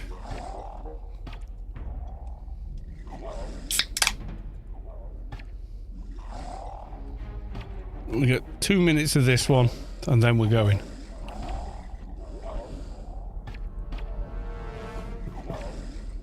And if we don't get the guy we want,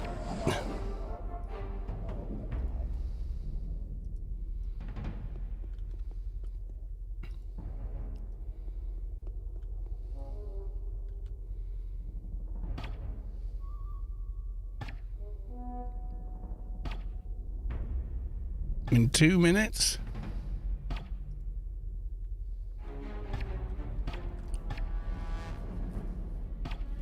Then we're going to grid out and try and get the other mission, which is a lot quicker.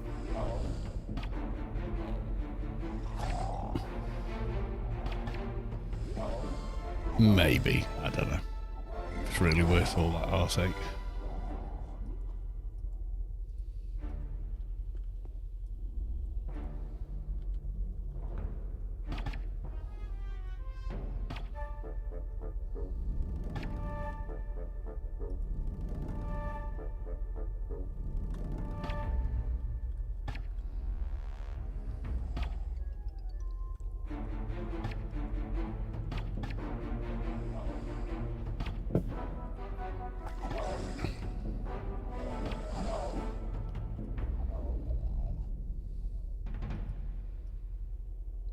The goat helmet.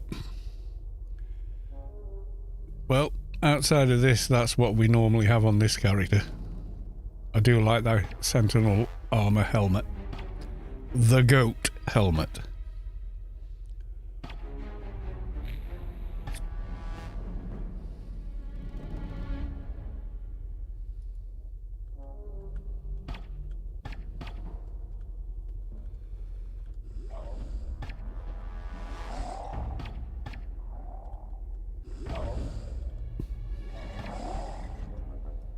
He's very good. Very cool looking piece of armor as well.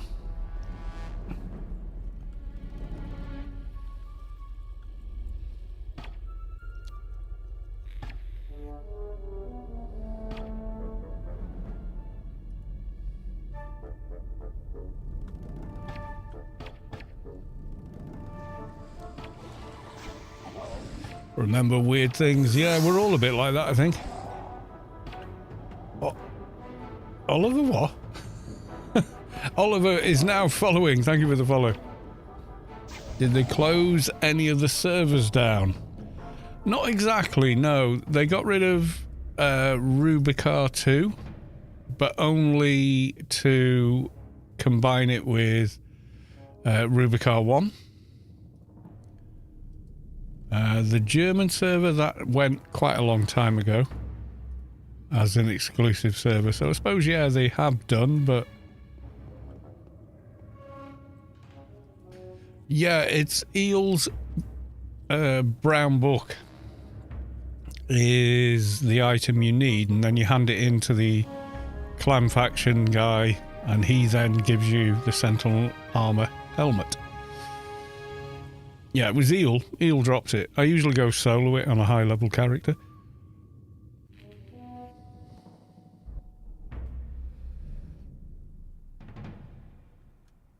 Yeah, well, they did a server merge, so any characters you had haven't been deleted. I mean, you can check what characters you had on the account page. So if you go to... Oh, God. Oh, where is it? So you go to the official site, go to your account, log in. you can actually list the characters on a particular account. I have quite a few. But it tells you which server they're on and stuff like that, so.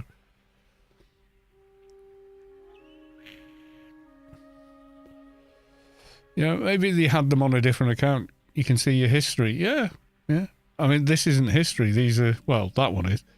No, he's still around. See, Rubicar 2019. They did a server merge, so the characters you would have had if someone had the same name on the other server, but you hadn't logged in for a couple of years, they got the name and you got random R1, 2, 3, 4, 5, 6, 7, 8, 10-digit number as a character name, which, isn't ideal, but yeah, you get a number, but you get the opportunity to rename that character. But they just tried to think of the best way to do it, and that was it. And when I heard about the server merge, I logged every single character I had in for an hour. At the time, that didn't take long. It would take a day to do that now. But yeah, so I logged them all in for an hour. And then after the server merge, I still had all my names. People are still playing. Yeah, not as many as it used to be. If anyone says, oh, it's just as busy as the old days, no, it's not. It's much quieter than it used to be, but people still play, yeah, definitely. Yeah, so you log your character in and they're called blah, blah, blah, blah, blah. And then you get to use the name command to set a new name.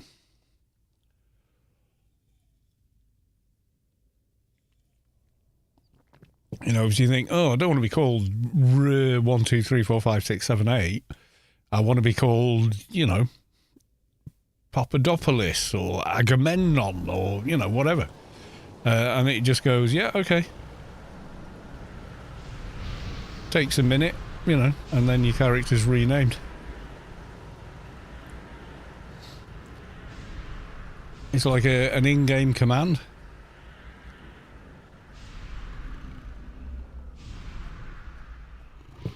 But it's relatively simple to get done. But the way they looked at it was, well, the people that are active on that account right now probably want to keep that name. Yeah, there's buff bots all over Rubicar now made by players. You can create like that. That's a macro. You can see there, cast, CA1, CN2, CRC2, they're all different buffs. So you can literally go up to them. They have a menu system. So you can go up to the menu system. Yeah, it's all scripted and automated, 24/7 operation. So because it's automated, you can go up, get all the buffs from the menu. And then once you go, yeah, that's all the buffs I like.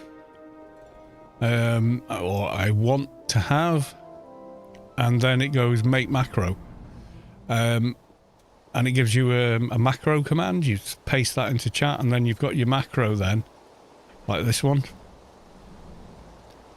and then you're set. Next time you go up, you just hit the macro, and it just runs through all those buffs and gives them all of them to you right away. Have I got? Yeah, diseased. Just double checking I actually did pick the mission up again because I've just done this. So it could have been a false memory. Yeah, I mean, so there's no more buff begging, that's for sure. There's a buff bot in ICC as well. So go up to any one of them, target them, type tell %T, and it fills in whatever target you've got as the chat target. Help, and it will then give you a link in a reply tell that opens up a menu that you can go through and pick out all the buffs you want.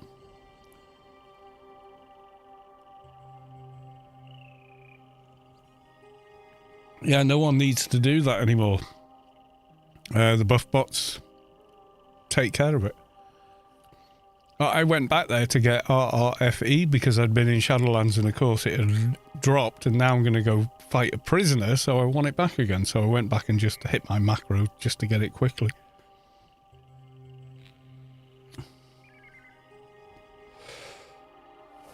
There's a dozen ways you could do it, but yeah, they're all there. You know, wrangles, all that kind of stuff. NCU buffs, and of course, like RRFE, Behemoth, NCU buffs, RRFE now last 4 hours or something. How long's RRFE? Yeah, 4 hours, because it's now on 3 minutes 56, 3 hours 56 minutes and some seconds. Same is true with NCU buffs. You remember when they only lasted like 30 seconds? So you could expand your NCU, get a bunch of buffs, but then you couldn't do anything else buff-wise because that would finish and then, you know, your NCU is overloaded. Swimming expertise, yes. Those skills are now gone. So swimming and map nav, you no longer need. So all that IP you put into them has actually been refunded to you. And the only reason mine appear to have IP in them is trickle down. This does trip people up, and I've shown them on the test server that you see, oh, I want that 600 odd IP I've got there. You don't have any IP in there. Look, current improvement 0. That means you have 0 IP skill points in that skill. And the same there. Current improvement 0. So you look at any other skill. Okay, strength quite high. Oh no, that's not the right thing I'm telling you to look at.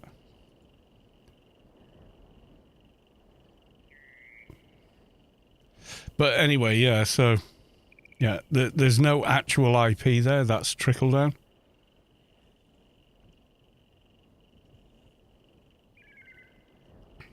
Sorry, yeah, current improvement is how much you've spent before you click save. Oh, there's still raids, yeah. There's raid bots, there's raid for all, Hodor. I think they're the two main ones. There may be others, but I'm not familiar with them. And they, like raid for all, it doesn't care about your faction either.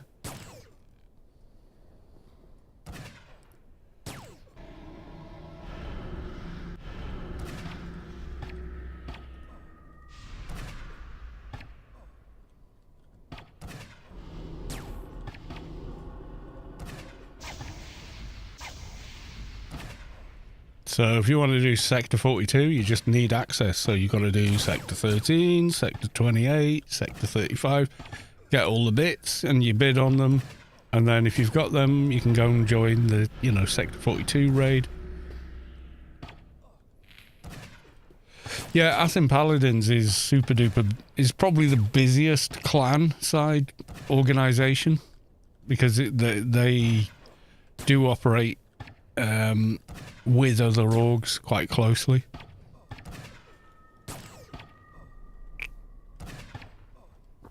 Like Beast Raid now can be done by a person with a decent PVM box. They can solo that raid.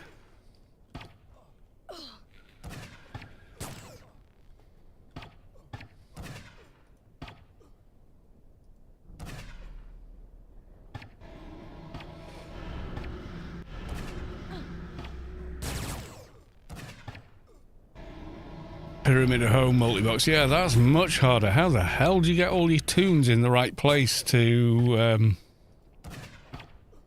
open the portals and stuff like that?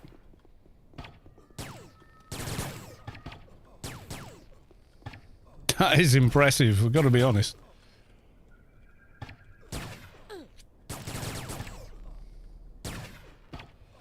Service costing 1 grace. Yeah, God knows. They must spend a lot of time rehearsing that. Because that's a difficult one. Like, something like the Beast is pretty much just steamroller through. But Pyramid of Home, no, you've got to open various portholes and stuff, and yeah, tricky.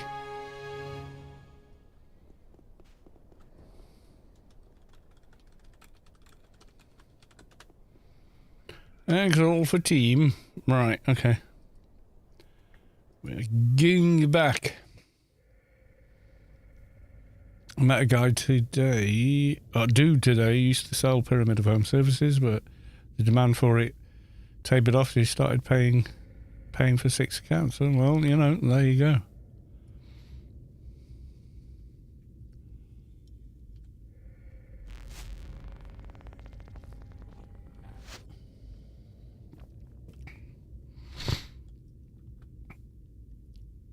It's a difficult thing. Some people like try and have a debate on, is multi-boxing the way to go? And it's a difficult one because you can't isolate multi-boxing from population. If there's a huge population, the need for multi-boxing slightly decreases at the same time as it increases. And the reason for that is there's enough people to go do the raid conventionally, as well as there's now a demand for people who want the nice crap without too much effort and who are willing to doing it. Be honest, Kalos, is pistol the most overpowered weapon in the game? No, it is not. Friends are the most overpowered weapon in game. Because you can do absolutely anything with friends or people who are friendly. So, no, I don't agree. Sorry. A genuine answer. Genuine answer. Oh, 4-hole graffiti, okay. Yeah, you got no friends. Well, you know, friends in an online game are quite easy to make. Just be decent to other people and suddenly they're your friends, you know. Or they think kindly enough of you to do things with you or whatever, you know. They're more inclined to help you, or I don't know. Go around being a decent human being and be surprised how much people will do for you. And I'm not saying that like that's the reason you should be a decent human being. I'm just saying, you know, kindness begets kindness is what I'm saying. You know, so if you're a straight shooter with people in games, treat them with respect, generally they are more than happy to help you out. And friends like that in game are the most overpowered thing in game because, you know, it's like, yeah, I'm speaking from a somewhat unique perspective because, you know, okay, I stream and I'm kind of known to a lot of people. So if I say, oh, I want to do this, people will suddenly jump up and say, oh, I'll log my box and we'll go and do it. How about that? You know, but they wouldn't do that if I was an arsehole to everyone I met. They'd be like, well, I could help you, but you're a dick. So I'm not going to, you know.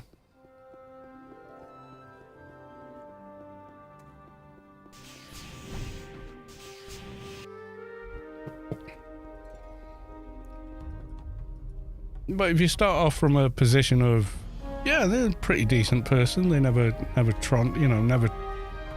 tread on anyone's toes if they can help it, you know, and they're respectful to other players, you know, you'd be surprised how far that goes.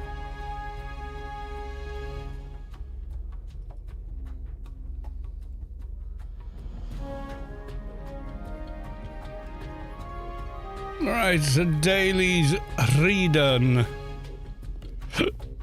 Excuse me.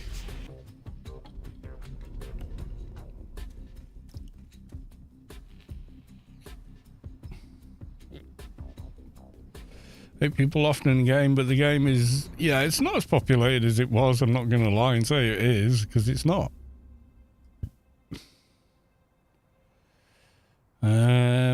as it used to be another. Yeah, I mean, WoW is still getting expansions, but WoW has a massive player base.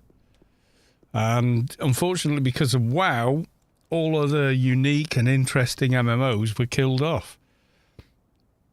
That's my problem with WoW is, I don't care if WoW exists or not, so I'm not interested in playing it. But because of its massive success, the business world that now runs gaming, we're like, oh, we've got this new game and it's like this and it has this, unique buddy system feature.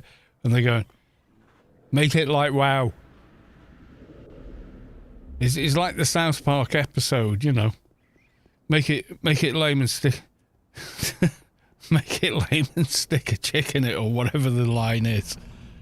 It had that effect on the business. So when people were coming up with unique ideas for MMOs, all of them died before they left the conference, before they got to the conference table, because WoW was so successful. You couldn't convince a board of directors who do not play games, don't give a shit about games, give a shit about money and profits and, buy low, sell high, all that crap. That's what they care about.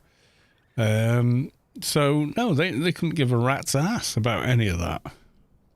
So when people come up with new and creative ways to create an MMO, they're not interested. Make it like WoW. That's it. That's all they want to do.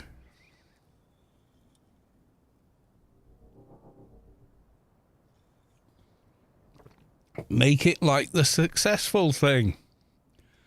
So sadly, WoW had probably an unintended but negative effect on the gaming market.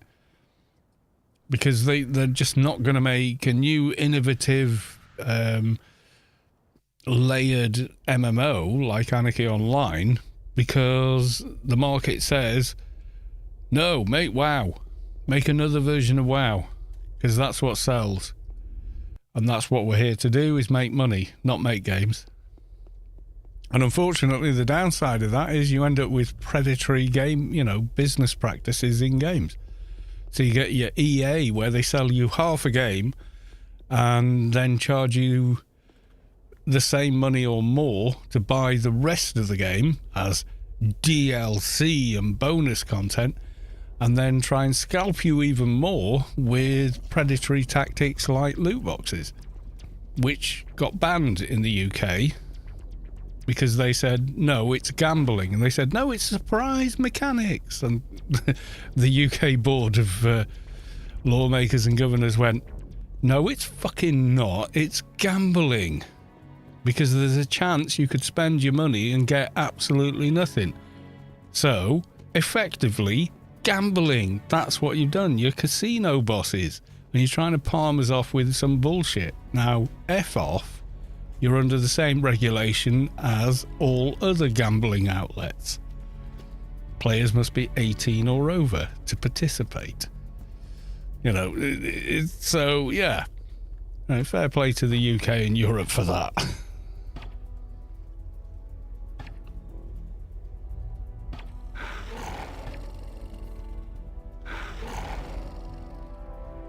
Surprise mechanics.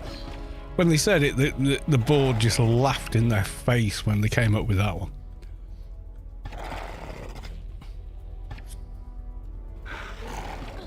I think they said it, and then the guy said, so if I spend $20 betting the horse I want to win the race, and it doesn't, and I don't get anything back and my $20 is gone, that's surprise mechanics, is it?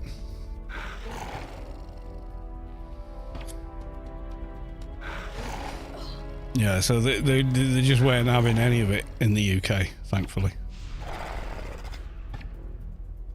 Or in Europe. Europe turned around and went, fuck that. It's gambling, mate. You put gambling, you're trying to turn every game into a slot machine. That's what they do now.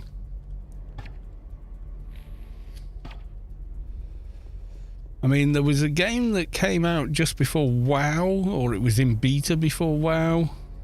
Something like that. Eros or something. I can't remember the name, but it had a thing in it where the only way up a cliff was with a friend. You boosted them up and then they pulled you up. You know, it had lots of interesting little mechanics like that. And it got canned because it's not WoW. Make WoW. WoW's popular. Just make a version of WoW. That's what people want to play, because it must be, because that's where all the money's coming. You know, so it just killed off everything, unfortunately. Any invention or creativity just died by the wayside.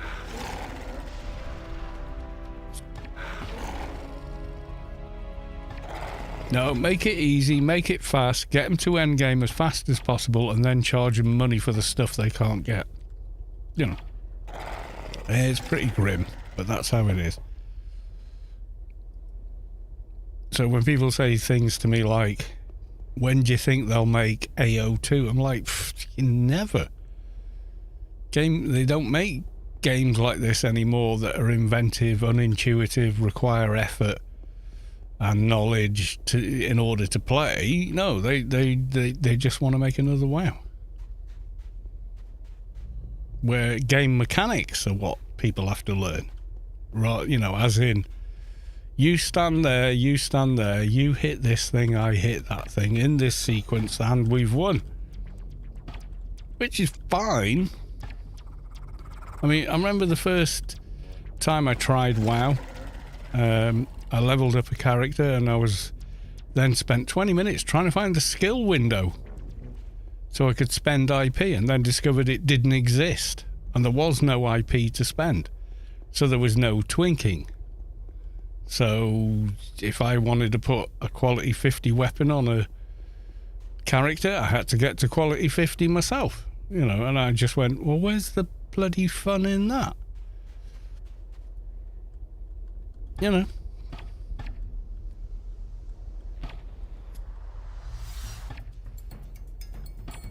Funcom jank. Oh, that's definitely a thing, but every company has that. Because it's made by, any game is made by human beings in the end. Well, thus far, maybe that'll change in the future. God knows how much garbage we'll get once that happens. You know, mobile gaming is bigger than PC gaming or console gaming as an industry. That's depressing.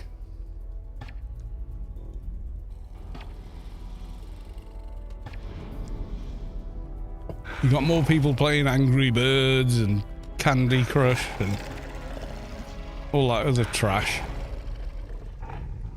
you know, than just about anything else. That's the market, and that's the way these corporations look at it, you know.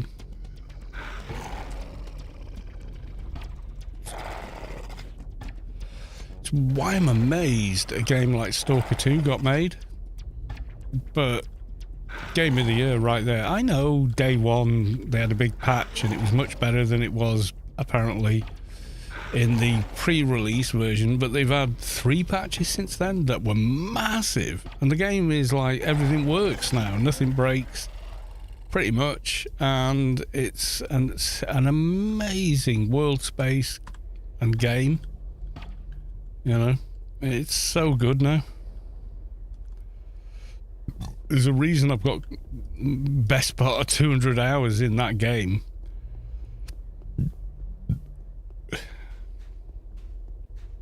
It is because it holds my interest.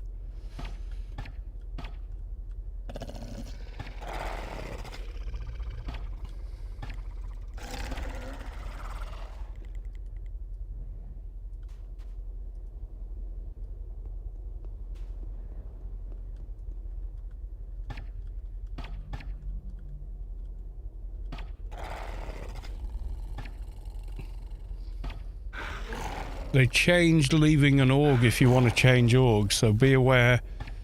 If you org leave, there's a cooldown to joining another org.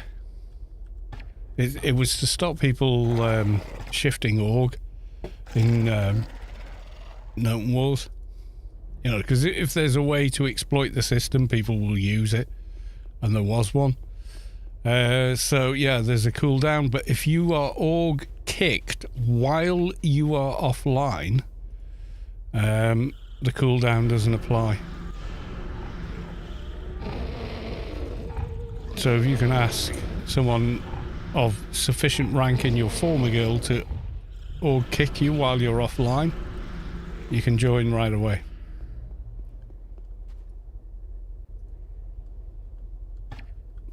So the fix they introduced did absolutely nothing to fix the issue they were trying to fix.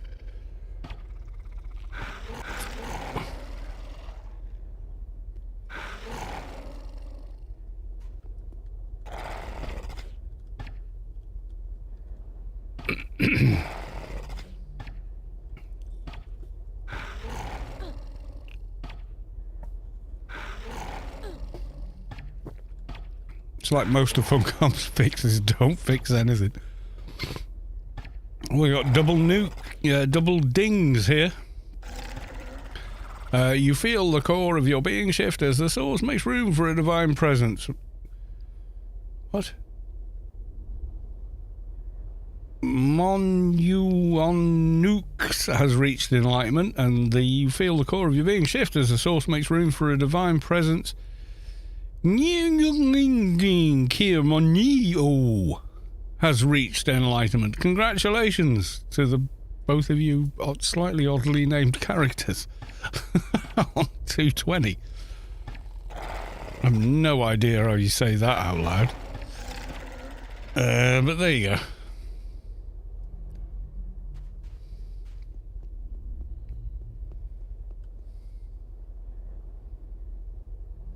Yeah, you have to do org leave, and then you'll see a timer start once you do it.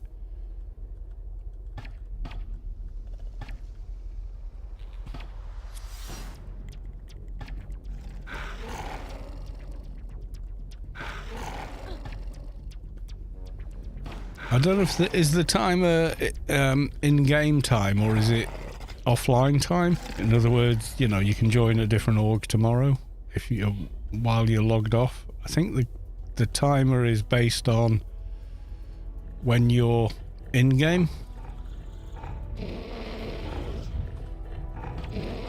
So unfortunately you have to be logged in for 6 hours before the timer expires, I think. Which is not good.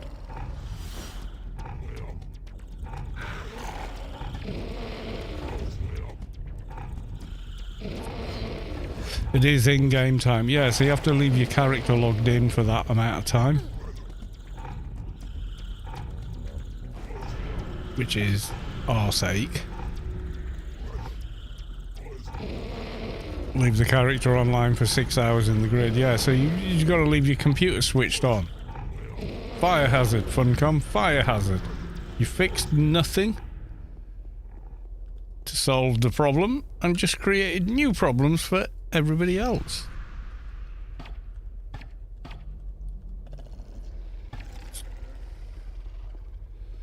Because the orgs that were org hopping to avoid gas and timers and all the other bullshit, they just went, oh yeah, it doesn't count if I get org kicked while I'm offline. So they'd all log off, someone would do a mass org kick, they'd all log back in and join the org they were going to join straight away anyway. So it fixed absolutely nothing and just caused problems for other people, which seems to be the Funcom way. It was like there was a back door into Smuggler's Den through the exit door if you entered it whilst in flight. And instead of fixing that door, they just made it, oh, you can enter via this door. There you go. It's not a problem anymore. So it was like whatever the easiest solution is for them is the solution they'll use rather than what's the best solution for the game and the issue. That's just how they operate. And it's probably true of many game companies, but it's especially true of Anarchy, of Funcom.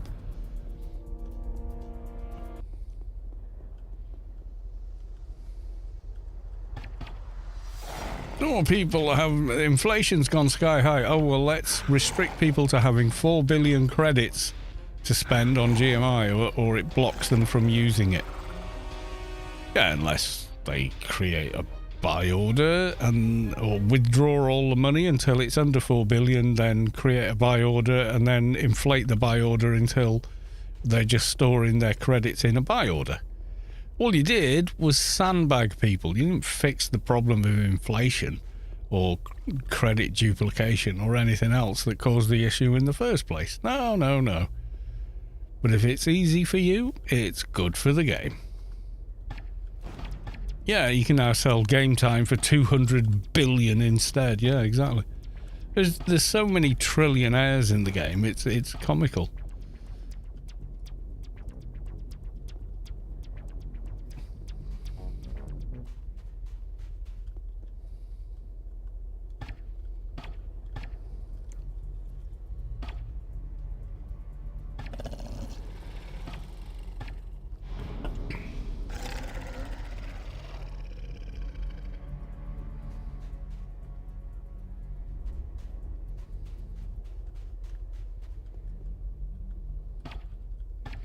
We weren't too long getting a doja last time, so the game is now punishing me and making me work hard for a doja this time.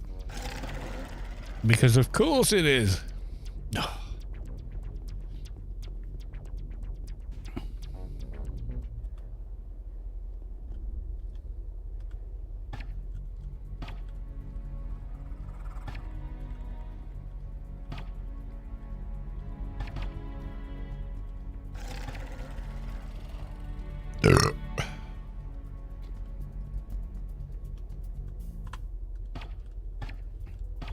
Ex-Brolly, hello Carl, hello all. Welcome on in, good to see you. Me moaning about Funcom and their business practices. How long have we got? Right, I am gonna go get another beer, but also I'm gonna park the character. Whilst I do so, loot please is tomorrow. Ex-Brolly, not this evening, unfortunately. No loot? No loot. Yeah, everyone's forgotten what day it is, when do the bins go out, and yeah. If you had a bin collection on Friday, it's now on Saturday, and tomorrow is Saturday, and that's when we do the giveaway. Right, I'll be back in a minute.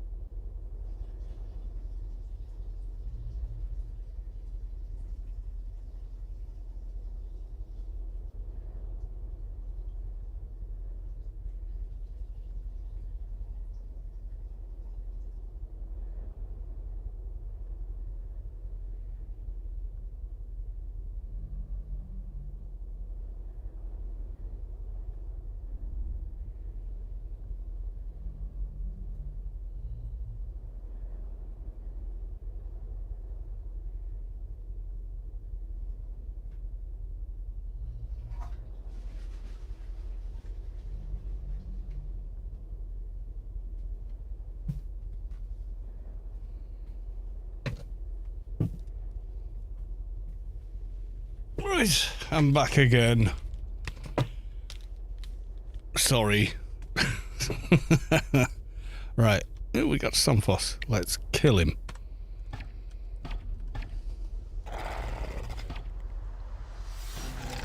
There we go. You're down. What have we got? Oh.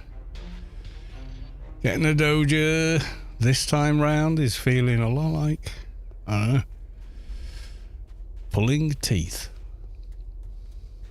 I've never actually pulled a tooth out, so I don't know how difficult that is, but it's a good expression.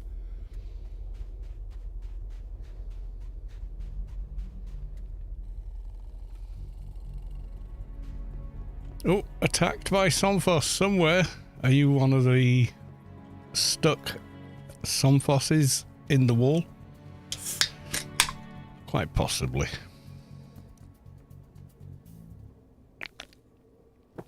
You good health, everyone?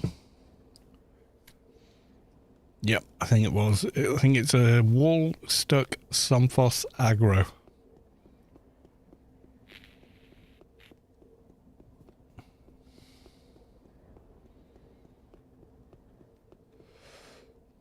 Which reminds me, I need to put the bins out tonight.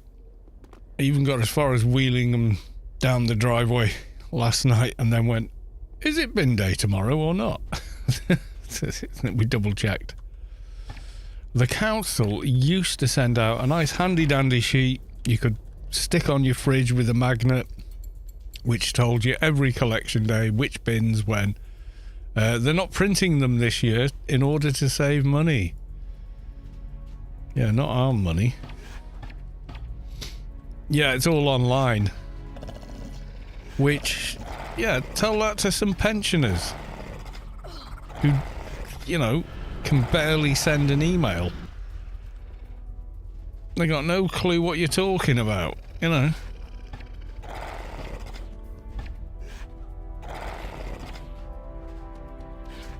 Well, our local council spent millions on this new building for them to operate in. It's all glass and costs millions of pounds a second to heat or whatever other bullshit. And they bought this old factory property to store their commercial vehicles and stuff. And then it turned out that the actual ground floor of it can't support vehicles of that weight, so it's just sat there doing absolutely nothing, and we're paying council tax every year for it to pay for it. Oh, was that? That was a follow, I think, or something. What was that? Grim Geezer followed you. Well, thank you very much for the follow. Yeah, our local council is kind of a joke.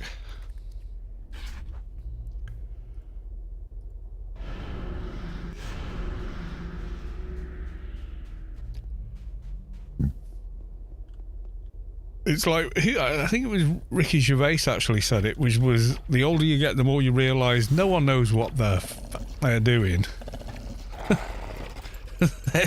They're just acting like they know and hoping for the best.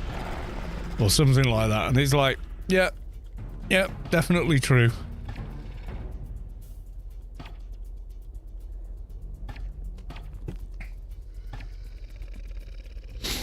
People who are promoted into a job, they've no idea how to do well, so they just screw it up and make bad decisions. What is it? Everyone eventually is promoted into a position of incompetence, or something like that is the old saying, but yeah, it's basically a rewording of that.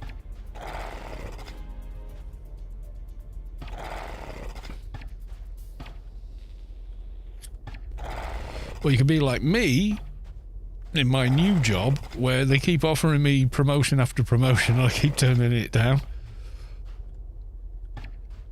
Because I can be extremely competent at the level I'm at, and the higher I go, the less competent I am. So, I don't want to be promoted, thanks. Even though I have to sort of like counsel people above me and crap like that, I don't mind.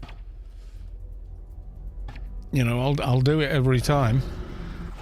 I've worked at area manager level, and you know, I've got like local area managers like how do I approach this? And I'm like, okay, so, you know what I mean? I don't want to be in that position again. I'd rather just be in the lowly position, doing what I'm doing, quite happy, thank you.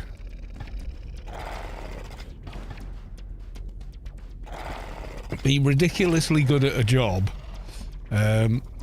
beyond all expectation, you know, and you're valuable in that job, aren't you? But of course they're like, oh, there's this going and you could do this. Okay.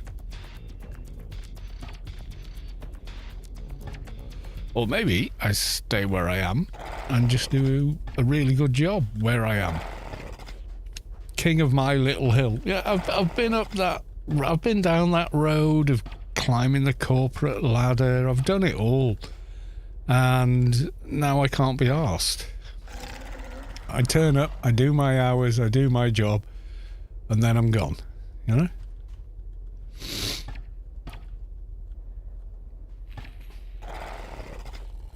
Oh yeah, I virtually every job I've ever had, I've been promoted at least in that company, promoted 4 to 6 times, and then realise the people I'm rubbing shoulders with have no clue how to do their jobs.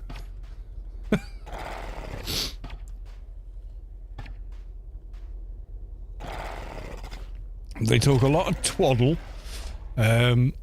get nothing done, upset people, etc., etc. And it just like, you know, if you ever get a job in like retail or something like that, or service industry, so, you know, like waiting on food or beer or, you know, whatever, you very quickly think, oh my God, our operation must be the worst one in the company. Must be the worst managed or the worst run or whatever. Trust me, no it isn't. They're all like that. Every branch is like that.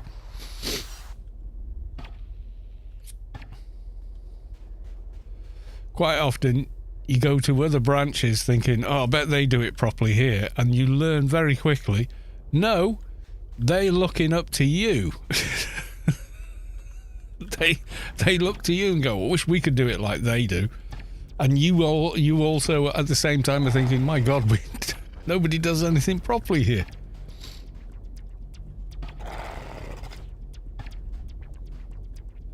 I was an area manager for Channel 5. I had a company phone, company car, expense account, never spent my own money. It was brilliant. But the other managers I was working with had no clue what they were doing. They were just winging it, you know? That's the problem. The world is full of people who have no idea what they're doing. There you go. And then you get people like me, and I never understood the old guy or the older person that was like, no, I'll just stay in this role and, you know, and do an exceptional job at it. Yeah. And I was like, why would you do that? Why wouldn't you want more money? Because they'll just pay more tax. What's the point? You know, so yeah. Quite happy staying where I am, doing what I do, and doing a really, really good job of it.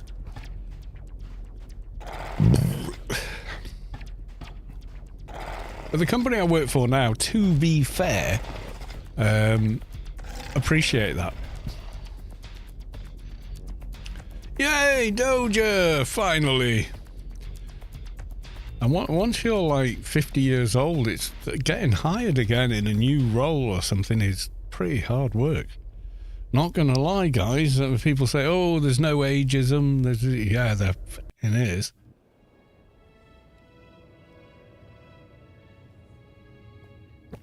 They want you to work till you're 90 years old, but they won't hire you after you're 50 years old. Go figure. You know, but the company I'm in now, they seem to be completely like, no, it's the opposite with us. We'd rather have people with life experience, etc., because that's what the role, you know, largely depends on.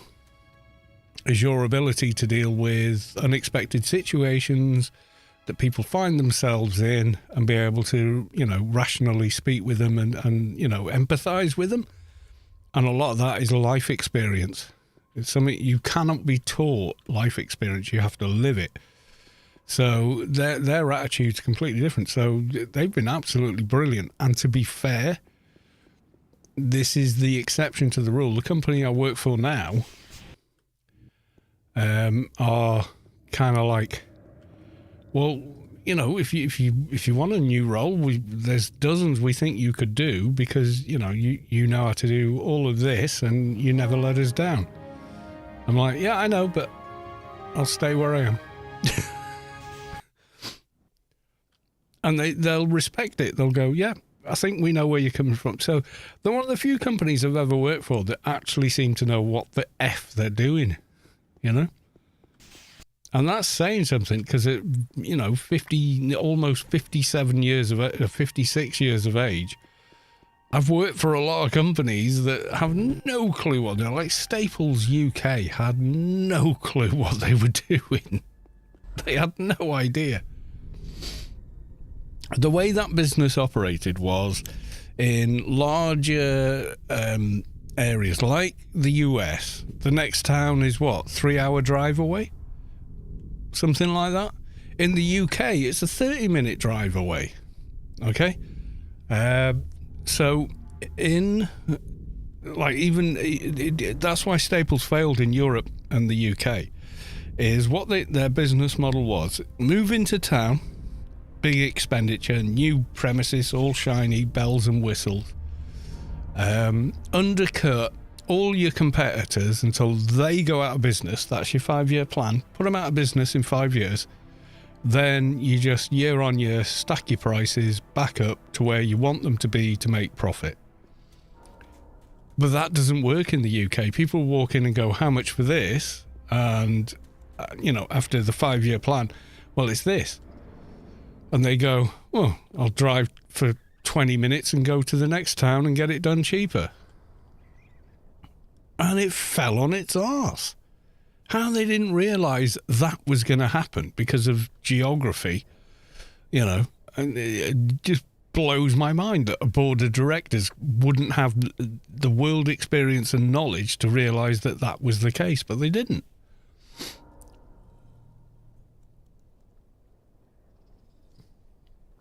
And that's why Staples UK failed.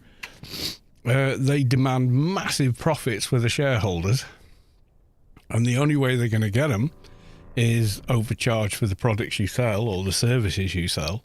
And the way you get to be exclusive on those services is to put everyone else out of business in the first place. But that doesn't work in a tiny little island like the UK because, 20 minutes up the road and it's cheaper. People will drive for 20 minutes, 30 minutes, 40 an hour. Quite happily. Oh, we'll make a day of it. We'll get lunch in the other town. And it absolutely didn't work. But how they thought it ever would is what surprises me. What analyst didn't understand how geography works? You know what I mean? Jesus H.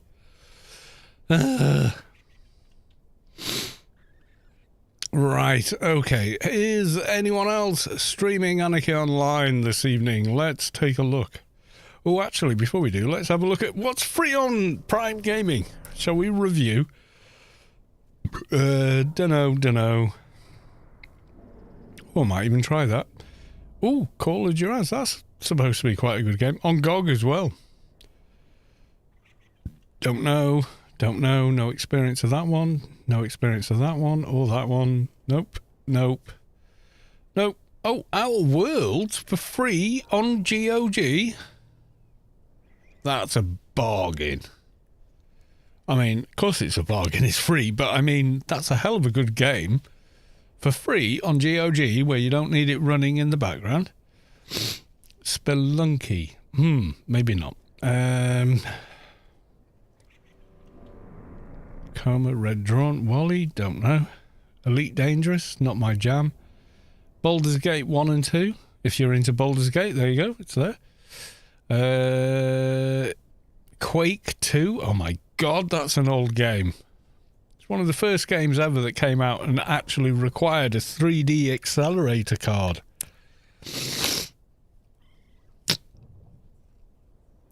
Tomb Raider Underworld. I think I probably played it, but I'm not sure. But it's free. So Whoop-Ass Mafia. Plague Tale. Oh yeah, maybe. It's supposedly a good game. I think I've got it, but I've never played it. BioShock, excellent game. That's free as well. What else we got? Scorn. We got Don't Know. No Opinion. Don't Know. Don't Know. Some of these could be absolute bangers, and I wouldn't know because I've never, been interested or looked at them. I mean, some of them are going to be shite. Let's be honest. Some of them are just going to be like, yeah, it's free for a reason. But like Outer Worlds, no, that's a good game. Yeah, and check out your Prime if you've got Prime. Who have we got? Rubicar live feed. Who else we got? Oh, Keena. What's she playing? Yeah, I'm going in for close combat. Yeah, let's go. She's doing shooty deathmatch stuff. I have no idea. Oh, now we're on the way. Magnus, you don't go line of sight though. You still alive? Yep. So, Loxy, what are you doing? Stuff. Okay. It seems a bit more lively there. Do you want to go raid for this? I don't know what the hell game it is. Marvel Rivals. Is that a good game? Are you guys interested in that? If not, I'll just leave it. I mean, it's pretty. Lots of colours. Don't know what the hell's going on. I have no idea. Why is Hulk running from me? Because it's 1 HP. I know. Oh, did I get disconnected? Or has anyone got a channel they like to watch that they want to recommend? Could maybe go raid them. Nobody is speaking. Now we need to go to the point. I'm coming. That was fun. I just needed the damage. Thank you. Yeah, let's take it.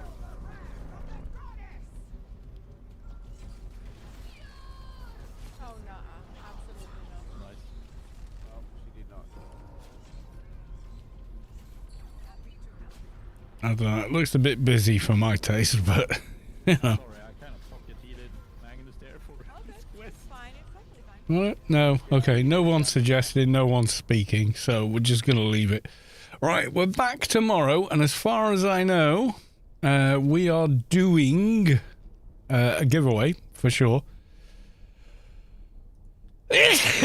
Last message from Space Quest was Grand Hustle give me some great loot to give away. Should we do an event on the 28th? I think it would be a find me at the end. We can go to Shadowlands. I can use Grammarly to correct my dyslexic typos. Yeah. No way does. No, does. The E and S? Never mind. Yeah. Yeah, English. The British English makes no sense. Yeah, so we'll leave it here. We're back tomorrow for fun times. We'll have Space Quest along as well with a giveaway. I don't know exactly what it's going to be because that message is quite old, like nearly a week or more. So yeah, okay. Love you all. Thank you very much for the follows. Thank you very much for the resubs. Thank you very much for the new subs. And I will see you all in the next one. But until then, bye for now.